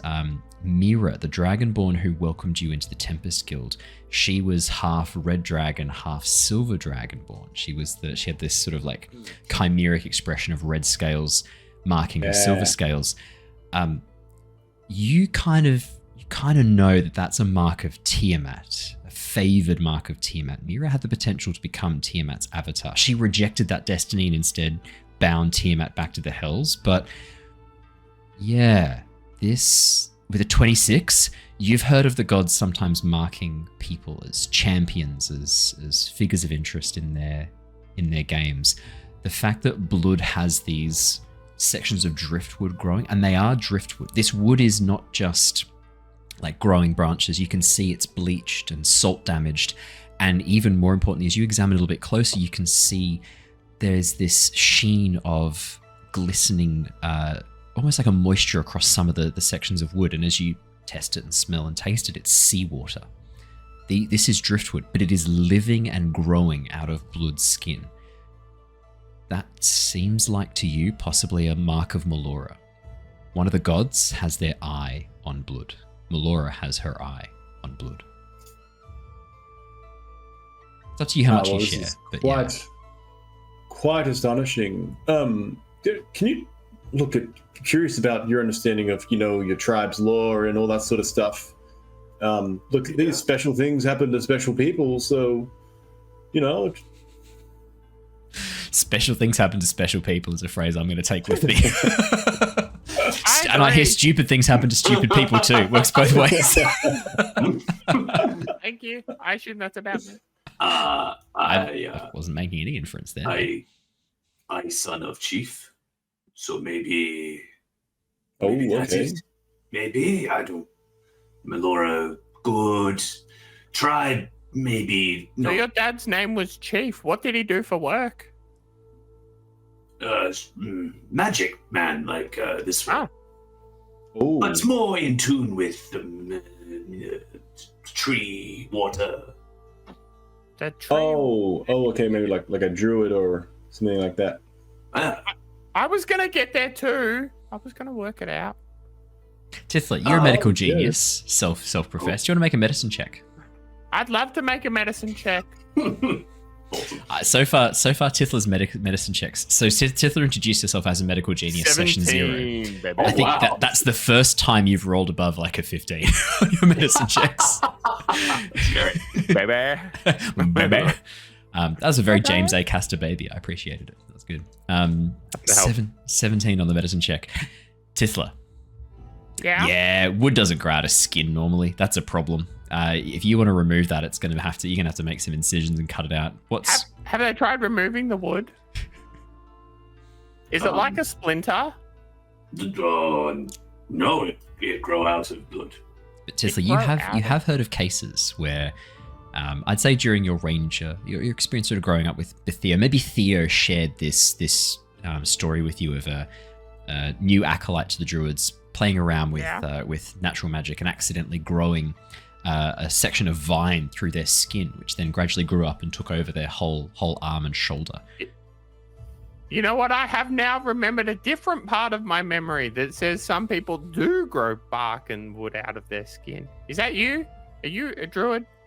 No druid. No, I hit. How about the kind of druid that grows the bark and the skin and the wood? Tithla still could be a dryad at this point. There's wood growing out of him. Still could be a dryad. Don't discount it. Is there a difference? Don't discount it. Tithla thought they were the same thing. Druids and dryads are the same thing. Yeah, that's fair. That checks out actually with a natural 1 on the history check. Yeah, that checks out. I don't understand the difference. Yeah. Maybe it's the male form of dryads, Tithla. You got it. You figured it out. Dryad is druid. Understand? Yeah, you know what they say. What do they say? I was thinking you would know. I didn't know. I just wanted to pretend like I knew. Nature things start with D. Wait, what? Oh, that's me. Thank you. Look, Blood. Look, Yeah. it struck me as very, very interesting. I might have a weapon. Can you have a look at this? Does it speak to you at all? And I fumble around through my cloak to my blood spear and present it to him and see if he takes interest in it or it takes interest in him. Blood. As you place your hands upon the spear, Jonor, you feel this strange resonance. The shaft begins to almost... There's a tremor that runs through it as Blood places his hands upon it. Twitches a little bit under your soft grasp. I like how Jacob's undercutting this by holding the cutest little Dashwood while we're having this conversation, which makes me really not want to continue that direction I was headed down. But it's funny. That's enough so about I'm Blood going shaft. to. What about the spear? Yeah, so let me talk about the spear. Yeah, let's get the spear.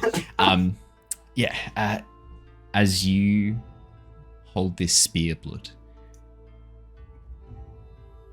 you can feel this resonance, this almost excitement from the weapon itself. As it begins to turn a little bit in your hands, you feel it push back towards Jonor's heart, the tip of it. This spear wants blood. This spear wants to cut, to strike.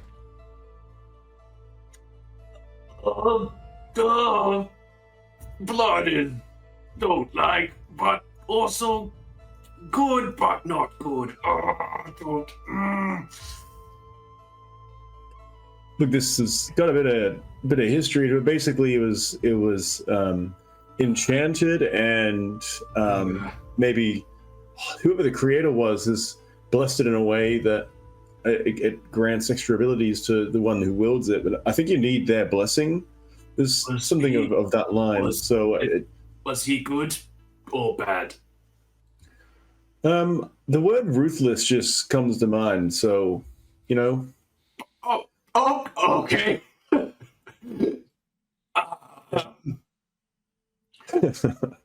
Blood likes spear, but spear wants to strike. It wants to strike what? It's like I'm like holding the spear out to you. I'm like I think Blood. it wants. Could you make me a wisdom saving throw, please? Yeah.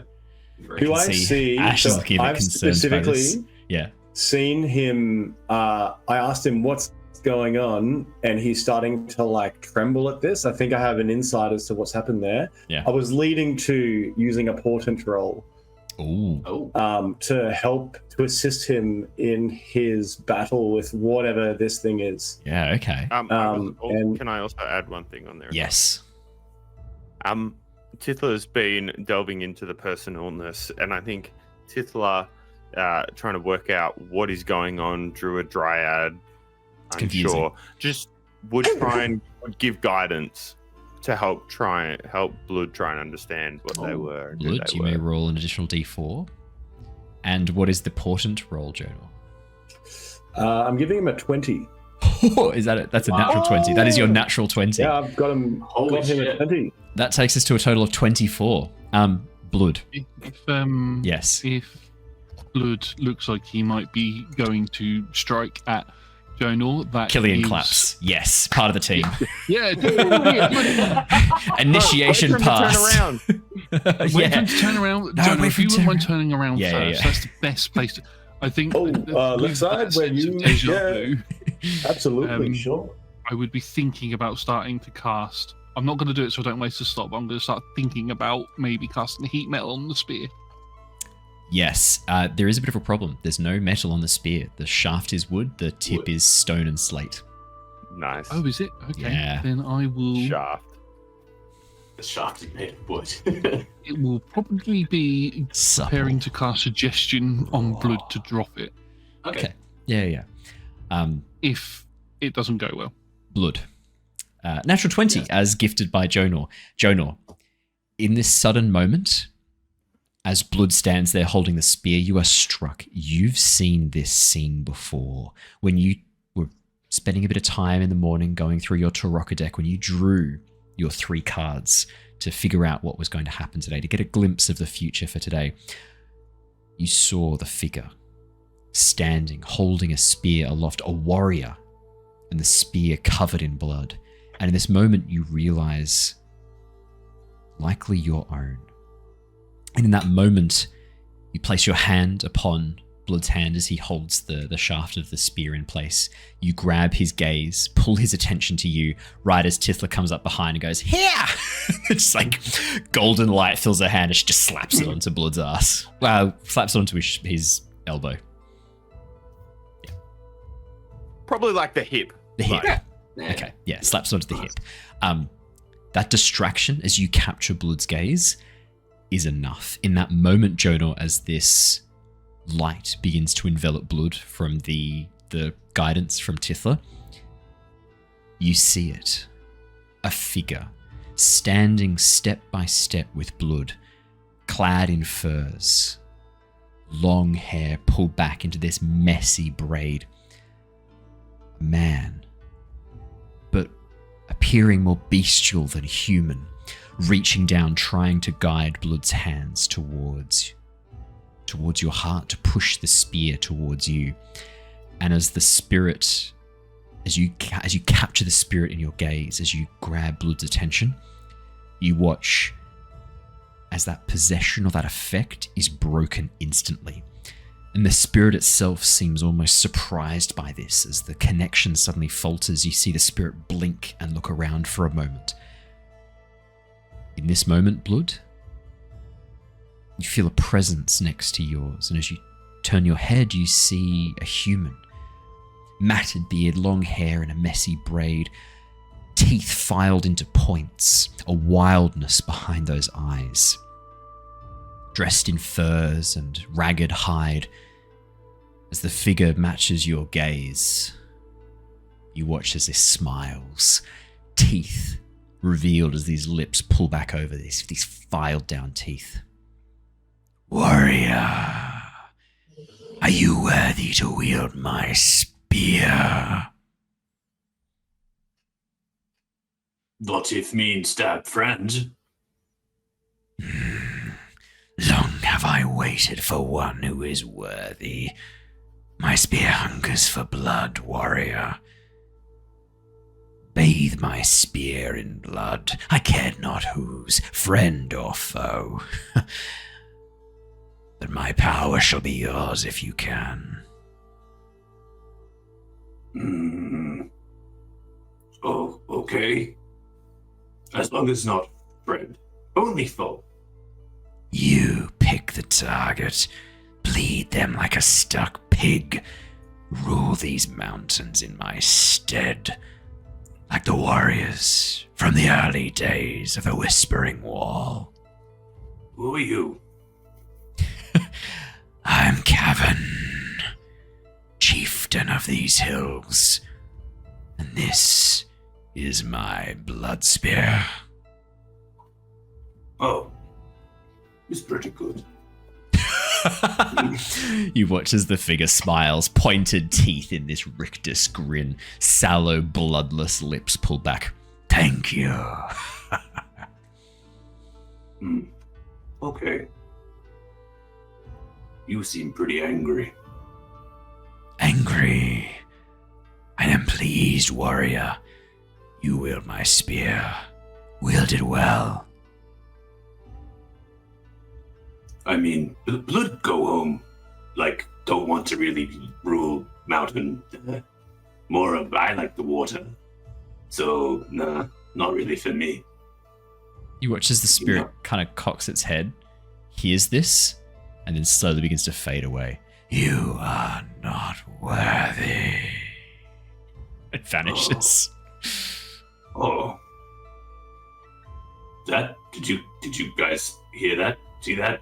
Only you, That was Blood. Oh. What's up? There was someone here. he was pretty, like, he was kind of like a man, but He gave you the spear. Pull it away from my chest, thank you. Sorry. Spear pretty weird. Yeah, no, I've dealt with that before. You had a man come to you and tell to stab friends and foe? Pretty close, actually. Yeah, Really? it was a weird book. Was his name Kevin? I don't think I caught his name, so it might have been. Oh, I wouldn't say no. Sounds like it's the same guy. you wouldn't say no? Well, because I don't know it wasn't. And he, Like, so if you ask the question, was it Cabin?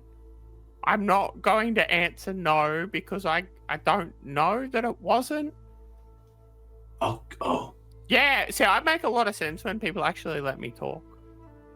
Yeah. Yeah. Glad yeah. you understand. You know what? I feel seen. Thank you. I'm glad. But yeah, I had a whole book thing and like got thrown across the room and then I got in trouble. Yeah, pretty profound moments. I've been quite impressed with that. I'm very impressive. Yeah, that's what I said. Okay, sorry, Blood, we're talking about me now. Thank you. Oh. Okay. Well, so, I kind of did want to know. no, it's okay. We'll continue going around the circle to say nice things about Tithla. Okay, about me. I learned that from you, Blood. Tithla, say nice things about Tithla. Because I'm talking about me. No, okay. No one wants to play the game. We'll save it for later. Think about it. We'll come back to this. Okay, well, so Just Blue, Styx walks over, picks you up, and begins walking off towards the Blue Water Inn with you tucked under his arm. Bye, guys. So what happened there? I was kind of curious. I knew there's something to do with this spear, and it seemed that your driftwood and this spear itself. But I couldn't help it. Yeah, blood catch, take spear, man come. There's teeth. Okay. Sorry, hang on. Let me just. So you grasp the shaft, and then the man come. Is that the order of how things occurred? You did work the shaft a little bit, I guess, as well. Yeah, the teeth. If it doesn't happen in that order, then there's something wrong. Yeah. That got me. I was also kidding about Styx picking up and carrying you off. Just like I know, Raph did literally do that last session, but I think we can do it again. That's a bit mean. Look, it's a bit. Man said his name Cabin. He like a chieftain around here or something. Maybe it was his spear, and he wants me to kill people. Oh, okay. But not like he doesn't care where it comes from. But like I don't know. It gave me weird vibes. So he's not wanting to kill a particular race. That's great. That's indiscriminate. It doesn't. That's great. I don't know if that's better or worse. It's yeah. Is it better to be an indiscriminate killer or a discriminate killer? He like looking. Probably for, neither. He like looking for chosen warrior, but he tell I have to like be chieftain of the mountains, and Blood doesn't really want to do that. That sounds like it wanted you to make a pact with it, and that is not a good thing. I think Jonor take spear back. Oh yeah, well, I can do that. The Arasek was gonna give us 800. Will give me, which is us, 800 gold coins for this one. But it just seemed suited that you could use it. But if it's not up to you, I could, but scary man. No, it's not your calling. That's fine. Everyone gets a vision into their future, and if it's not for you, then that's fine. I just don't want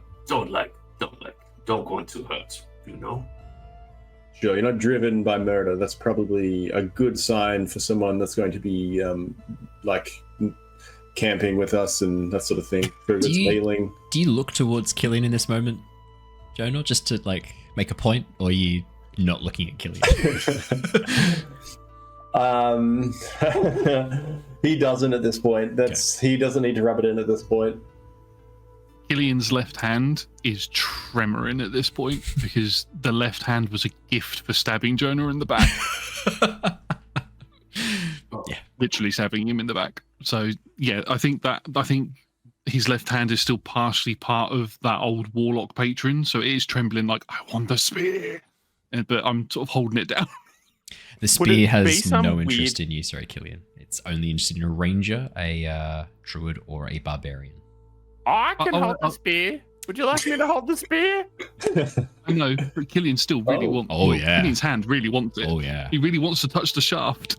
You want to make the man come? What? Come on, we can't be that obvious. You got to pretend that we're not. Orgasm. Yeah. What was that, Tithla? Sorry? I was just wondering if, like, Killian had some phantom pain going on in the new hand. It's kind of a weird combination. Oh, I didn't hear him yelp in pain or anything. No, it was more of just like an internal thought that I was just sort of thinking in a meta sense. Oh, thinking in a meta sense, sure. Okay, well, if you didn't actually have anything to share about wanting to hold the spear, then I won't bring that up any further. Did you not hear what Blood say? What did Blood say? No good. Spear bad. That's it. Look, yeah, I can throw a spear in the water if you'd like. Then no one holds it. I think we'll try to get 800 gold coins for this one. I think it's probably the goal for tomorrow. I'm sorry, if it's a bad spear, we can't sell it to someone, then they'll have the bad spear, and that won't be fair for them. We could you'll have 800 gold pieces. No, but that wouldn't be good, because they won't know what they're buying. That's not fair. I can tell them. What if you bought a spear and they were like, here, have a magic spear, and then you found it, and you found out it was a bad spear? You'd be pretty upset. It's not very fair. Honestly, you make a pretty good moral argument there. I was going to sell it just it's kind of my thing. The money from it, but it's actually going to drive someone to fairly evil acts. That's a very good point to thought. Thank you. Maybe we should. Put down today. Yeah, I mean, after you stick your head in that bag of holding, you've got a lot of insights. I think it did some damage, but it did kind of right kind of damage, so it's kind of improved things a little bit. Yeah, for Matt and Ash's benefit, Jacob had Tithla stick her head inside a bag of holding, so we rolled a sanity check for that, and it did not go well. Well, the sanity check did go well, but like, yeah, that was the only. What a 20 on survival, I think. Yeah. Oh wow. Yeah, that's great. I'm kind of great. Maybe that's a good idea. Actually, maybe we stick the blood spear in the bag of holding and forget it's there. Then that way nobody has it. That's until we tip a very it good point. Out. I've heard bad things about that. I haven't tried, but I haven't given it a go yet. All right, in the bag. Sorry, I have one more question. What if the spear is cursed and we could remove the curse? How do we do that? Oh, well, there's a priest. We'll just give me a moment. I mean, I can remove the curse. If it's only sort of rudimentary, then I can just give it a crack. It takes bit. Yeah, absolutely. I'm not sure how much he empowers it, but we'll find out. Well, can you just hold this for a second, Blood? Okay. Hold the spear for a moment, and I'll cast it. Actually, I don't want it to possess you again. Let's just pop it down on the ground. Is there anybody here who can hold the spear without it trying to possess them? May. Yeah, I mean, Tithla's volunteering. I mean, it's volunteering, and I think I can hold it as well, but without it actually trying to attach itself to me. Although I would really want to. Absolutely, you want Tithla. to. Give it to Tithla. May.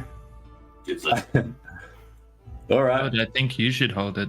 You just resisted its power. I think it should never be in the hands of those that are keen to hold such a thing. I've seen it do something like this before with a different weapon. What did you say? What?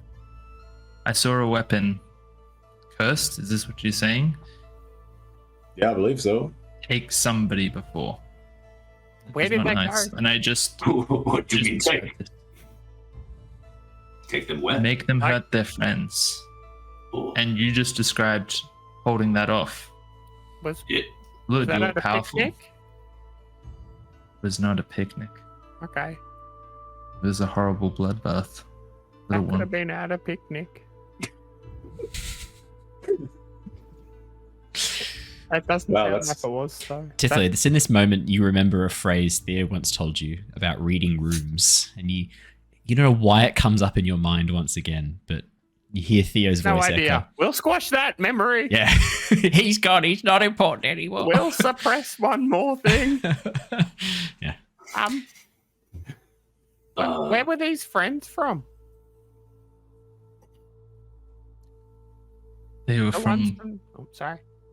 closer to home, further up. Before I was here. Oh, Place is not important, but they were close to me. I'm so sorry. Um, What were their names? Jeremy, Jeremy, Jeremiah, Jeremiah, other strange duo. Jeremy, There was Jacqueline. Maya, Jacqueline. You're still Why are up you to writing this Jeremiah, down? Jacob. Come on, right quicker. I assume that's spelled Jack. But it's the fantasy version, I so don't it's know how to spell their names, yes. Gackylan. Did you have any more friends? Yes, but You can't They think did of not any. have- They were unaffected by the event. they were the ones that died. I'm so sorry about Jeremy, Jacqueline, and Jeremiah. Oh, that's awful. So you want me to hold again? Yes, I think you should, Blood. Oh, Is that okay? Tithla, we're just in the, not wanting to have evil things possess people. That makes sense, right, Tithla? I mean, sure, I don't That's- care. I'm just happy. I'm just trying to offer my services. If Blood wants to hold it, Blood can hold it. Yeah. I'm not You're giving very good you at like helping that. Blood. I take spit. All right. Wait, All right. I stealthily take 3 steps back. Yes, I grabbed my shield and put it on my arm. yes, little. and I have some advice for you. Oh, If I may yes. provide you some guidance on how to do this. Okay. So with a spear, you want to sort of hold it like a little bit in front of the middle and a little bit back, and you want to drive it forward very quickly. Very quickly. That's the But guidance. not when I'm there. That's how you do it. You don't want to move too much because it's kind of a one-axis kind of a thing. You don't want to push and then slash because it'll get stuck. You need Becoming to go very in and obvious out, to you, Blood, that Tithla's never wielded a spear before. in and out. Okay. We'll take that on board. Right, that's Tithla casting guidance. Yeah. On Blood or Jonor? All right. On Blood, because Okay. Blood's going to hold it again. Okay. Yeah, Blood, you just take the spear. If you're nothing. All right. Well, at this point, what would Jonor do? Casting, what would remove curse look like? It's going to be, or he's going to start casting the rune enchantments, sort of lay themselves invisible over the spear, and they start to wrap around the device. And as you spend the time to remove the curse, it then goes over and that all grip at the same time, and then attempts to strangle out and ring out the curse if there is one. Jonor, what level are you casting Remove Curse at? Oh, I'll go 4th level. 4th level, okay. Jonor, as you begin to carve these symbols in the air, trailing light behind your fingers as you write these arcane runes and glyphs across the surface of the spear, you watch as the magic swirls around the spear, forming almost like links in a chain that wrap around the shaft. A moment later, Jonor, you watch as the light begins to sink into the rough, calloused wood of the spear. And then a moment later, the spear shines for a moment, and then you watch as some of that dried blood along the tip, some of the sections of linen caked with this dried red, sort of dark bloody stains. You watch as they begin to almost peel and flake off, turning into dust.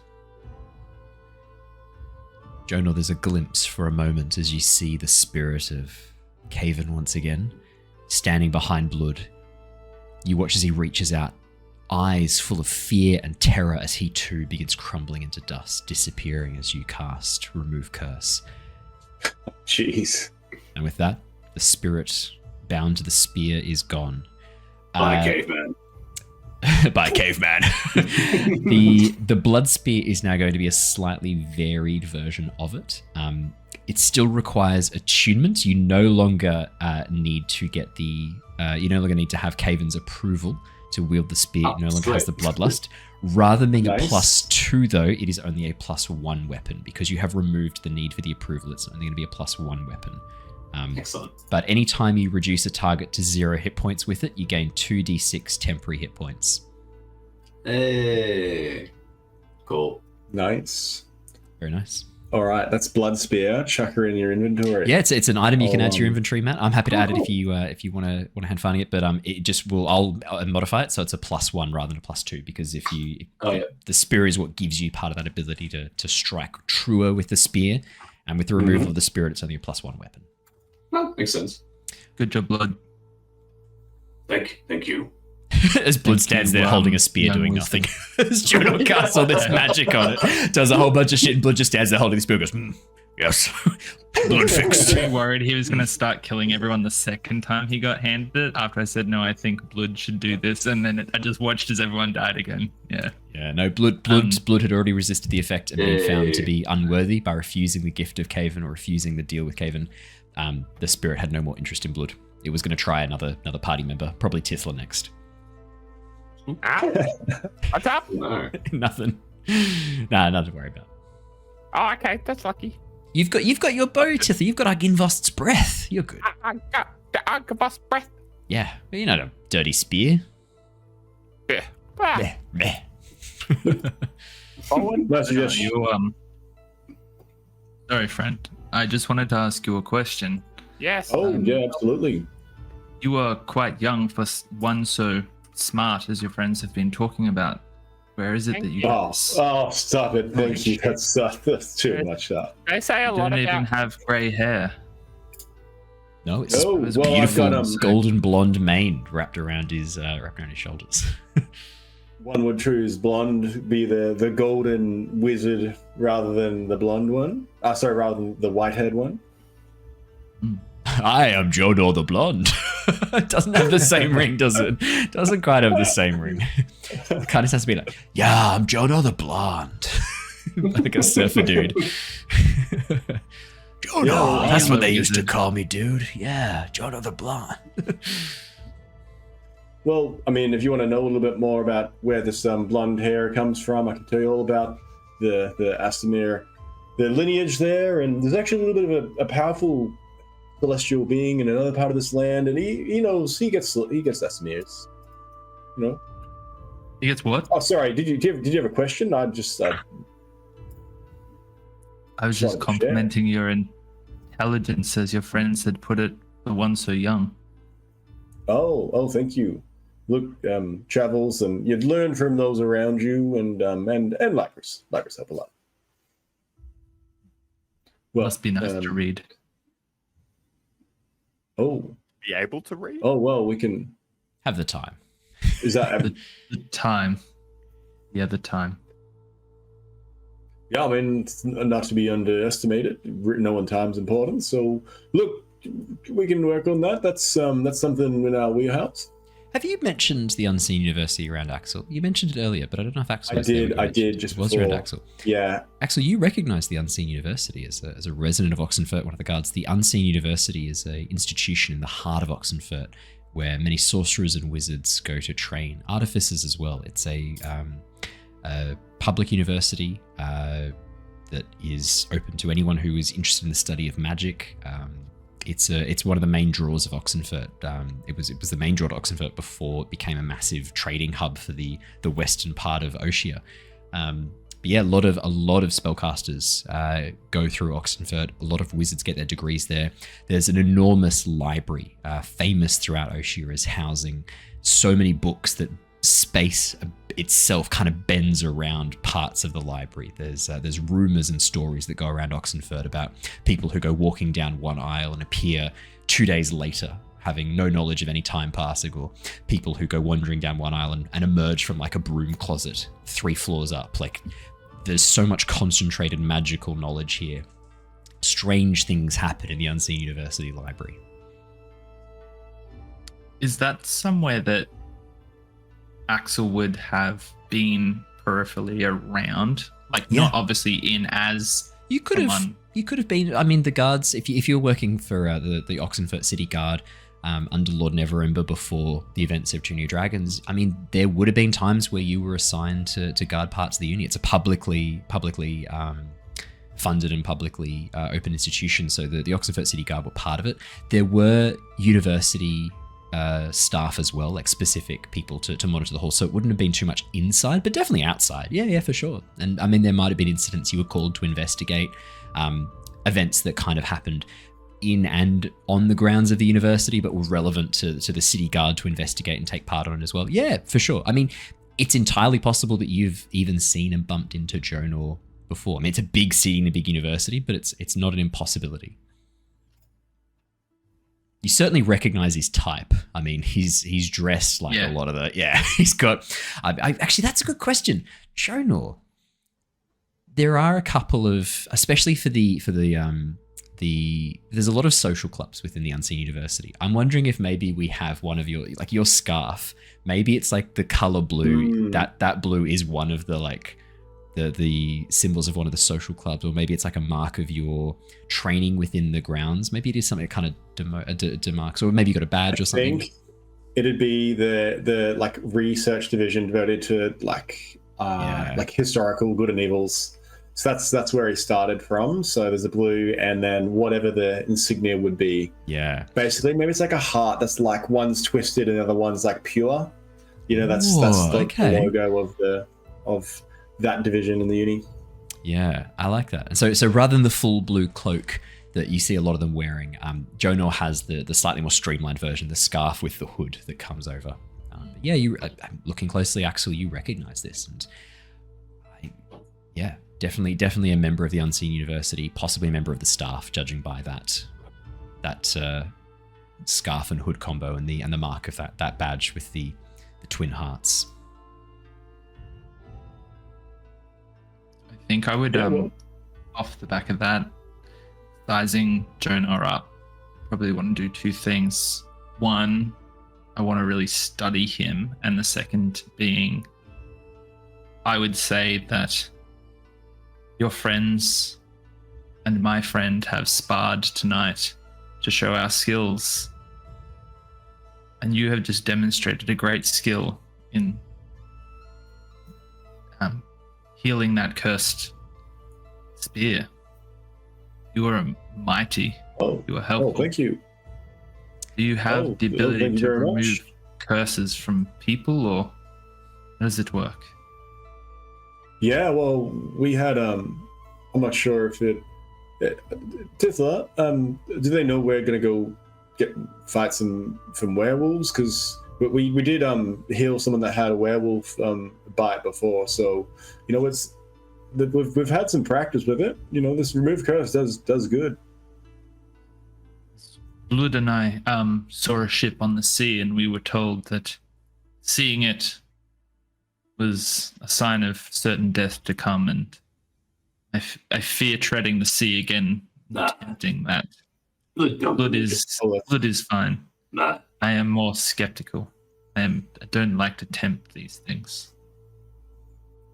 Well, okay, absolutely. That's not a good for a seaman. Whatever word that was. Oh, it's the correct word. I don't know why you're laughing. Seaman? Yeah, okay. I don't think I've ever said it. It sounded like BS. Well, I'm happy to give it a go. So, do you feel cursed, or do you have like a wound, or? Nah. I feel pretty cursed. As you look around at the environment you've found yourself in after just getting too close to some mist, it's like, yeah, this seems pretty fucked. You were also doing a bit of a study of Jonor, Axel. You described sort of looking him up, down, giving me a real look. Do you want to make me a perception or investigation check? Let's see if you grab anything else about Jonor. Just out of interest, while you're here. Hey, it makes sense. See if this works. A perception check. Yeah. While this is happening, Blood is just going to start twirling the spear around, getting used to it. Yeah, it's good blood. Well made, well balanced. Very nice. And you do a couple of things where you sort of like use the wood growing out of your arm to kind of capture the spear and allow it to sort of, rather than spinning all the way around, you can kind of rebound it off the wood to give these really cool kind of practical effects as you spin the spear. 15, Axel. Nice. As you examine Jonor, strapped to his waist is a spellbook typical of wizards, and you've got the sense that Jonor's definitely a wizard. You can see his spellbook strapped there. Also, on his person, next to his spellcasting focus pouch, a whole bunch of components which he needs to cast his spells. Again, pretty standard stock for a wizard. Wizard's fanny pack, essentially.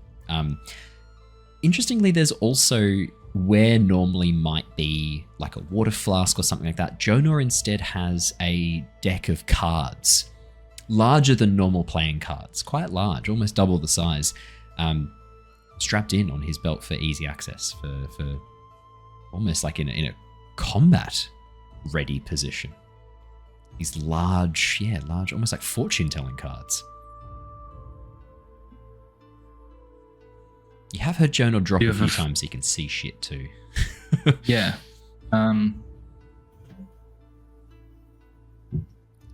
I'd probably ask him if he has if he's cursed with the addiction, and I'd point to the cards.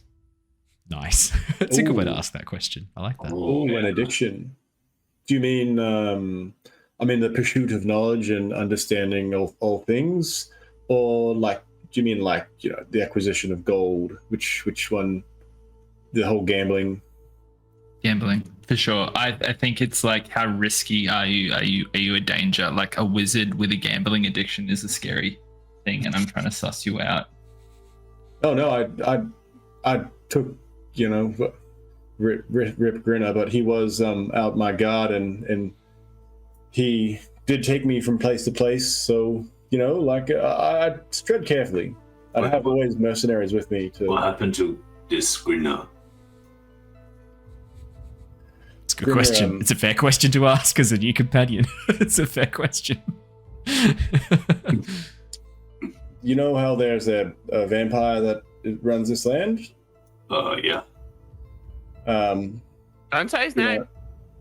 Yeah, it's true. Don't the name of the person that rules this land. Don't say their name. I'm not going to tell what the name is. Anyway, Grinner has basically been taken by this vampire, but quite sadly. Oh, how happened? How did that happen? You actually didn't see it happen. Did he say? He just went off on his own up to the top of a mountain. He was like, he didn't say anything to any of you. When we were in the dinner. I don't think he said specifically. He kind of was skirting around it. Yeah. I haven't read his book either, so... You haven't read his diary, which is really funny, because Raph made a real point of making sure that you guys knew I know, it just hasn't... just like, nah. Thank you for waiting until Raph's here before you read it too, though. Thank you.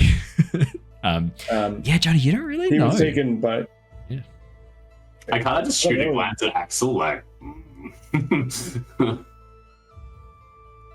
We were all in town together, and he was with us, and he just disappeared. Did you hard to know. This? I didn't.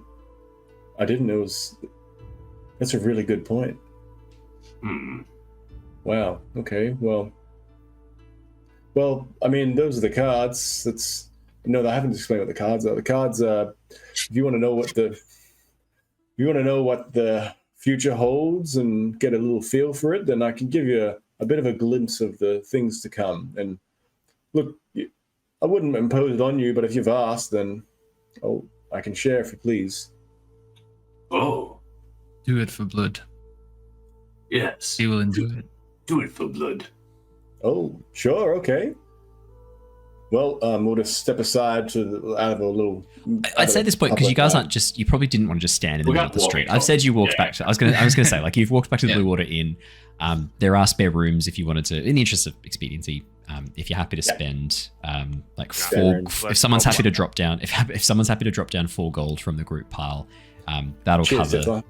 Tithla agrees and then looks to the group.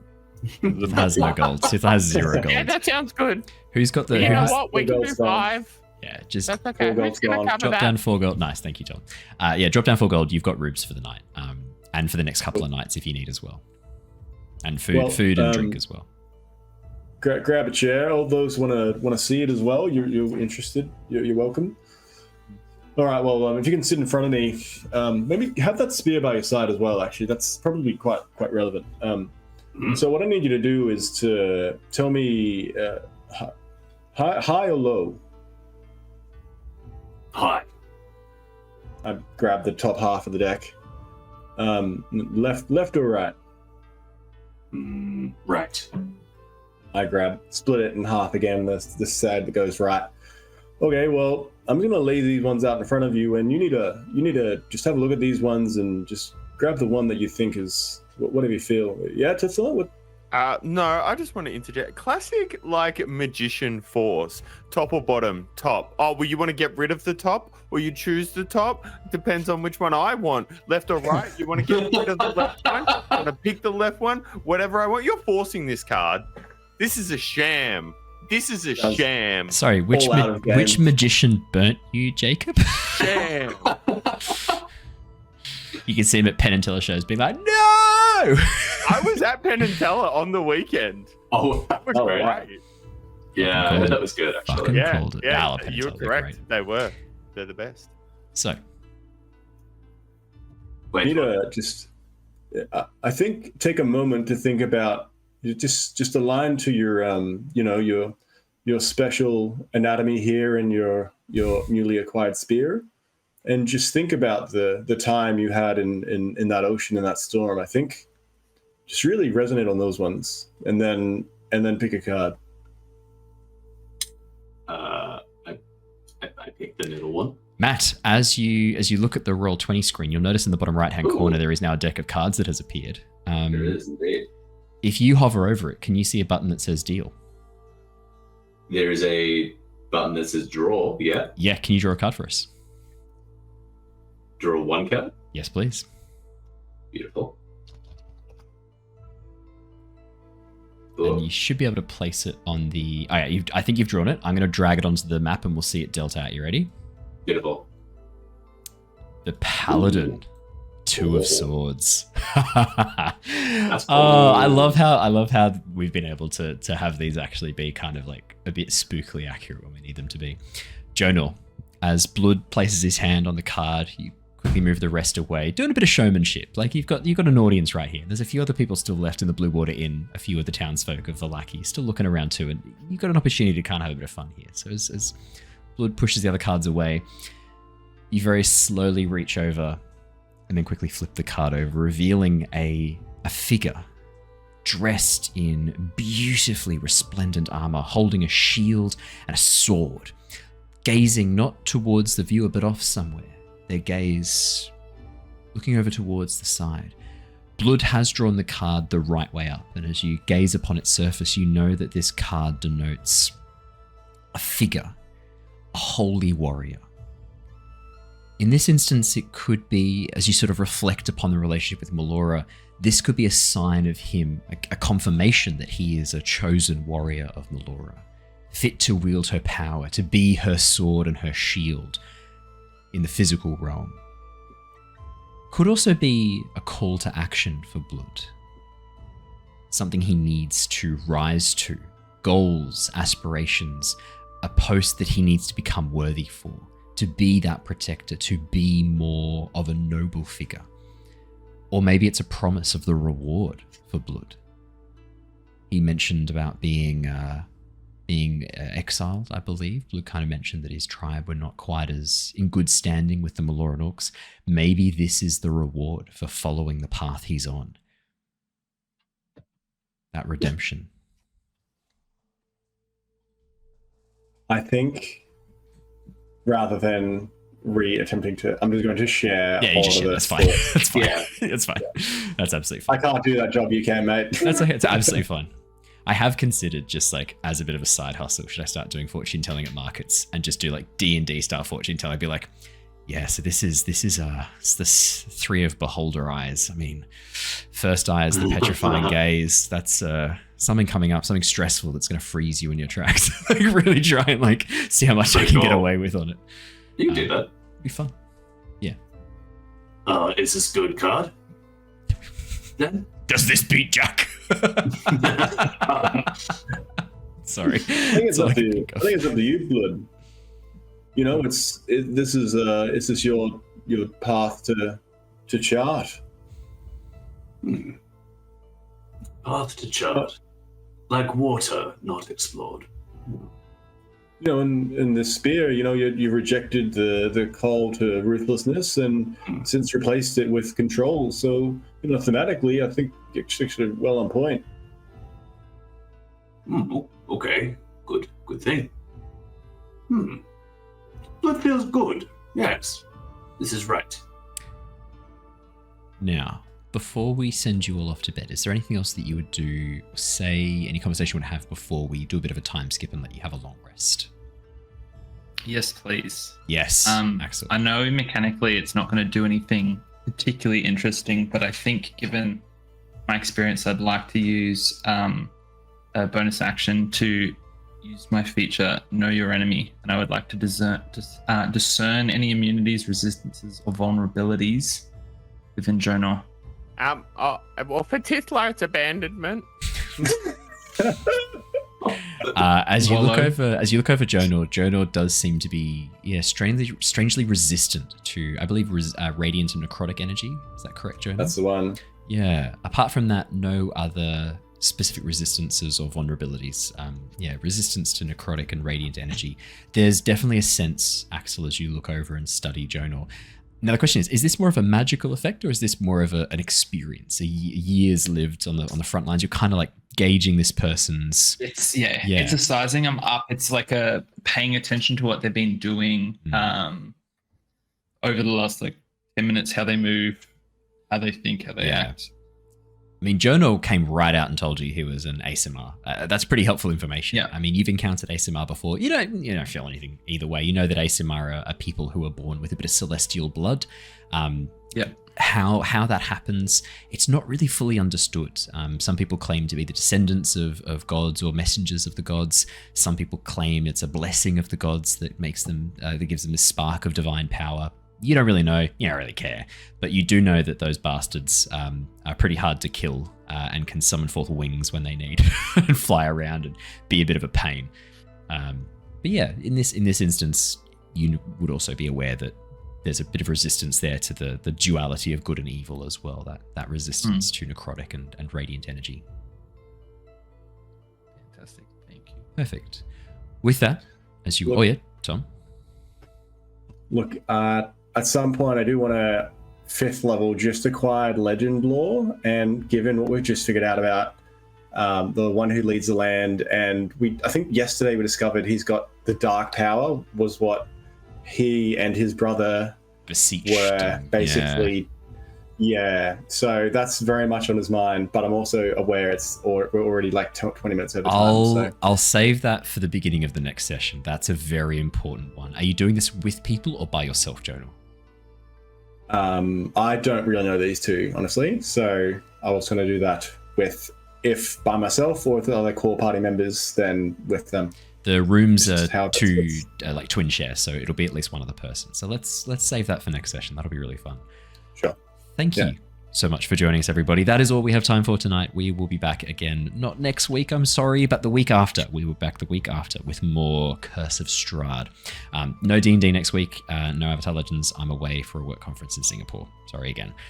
So let me load up a raid for the lovely people watching us on Twitch. For those of you who are watching on YouTube or listening to the podcast, make sure you hit the like and subscribe button. Leave a comment as well. Tell us, do you think Tithla should have wielded the blood spear? Yes or no? And what do you think Tithla would have done with it? Yeah, I'd like to know what you think Tithla would have done with it. That's a very good point. That's true. Awesome. Let's go and raid RollTogether. We're going to go and raid Josh's rerun of the Chronicles of Eredrin. So I will get that loaded up. Thank you so much, everybody. We will see you all next time. Until then, stay safe and stay well. See you guys all again soon. Farewell! all. Goodbye. Bye.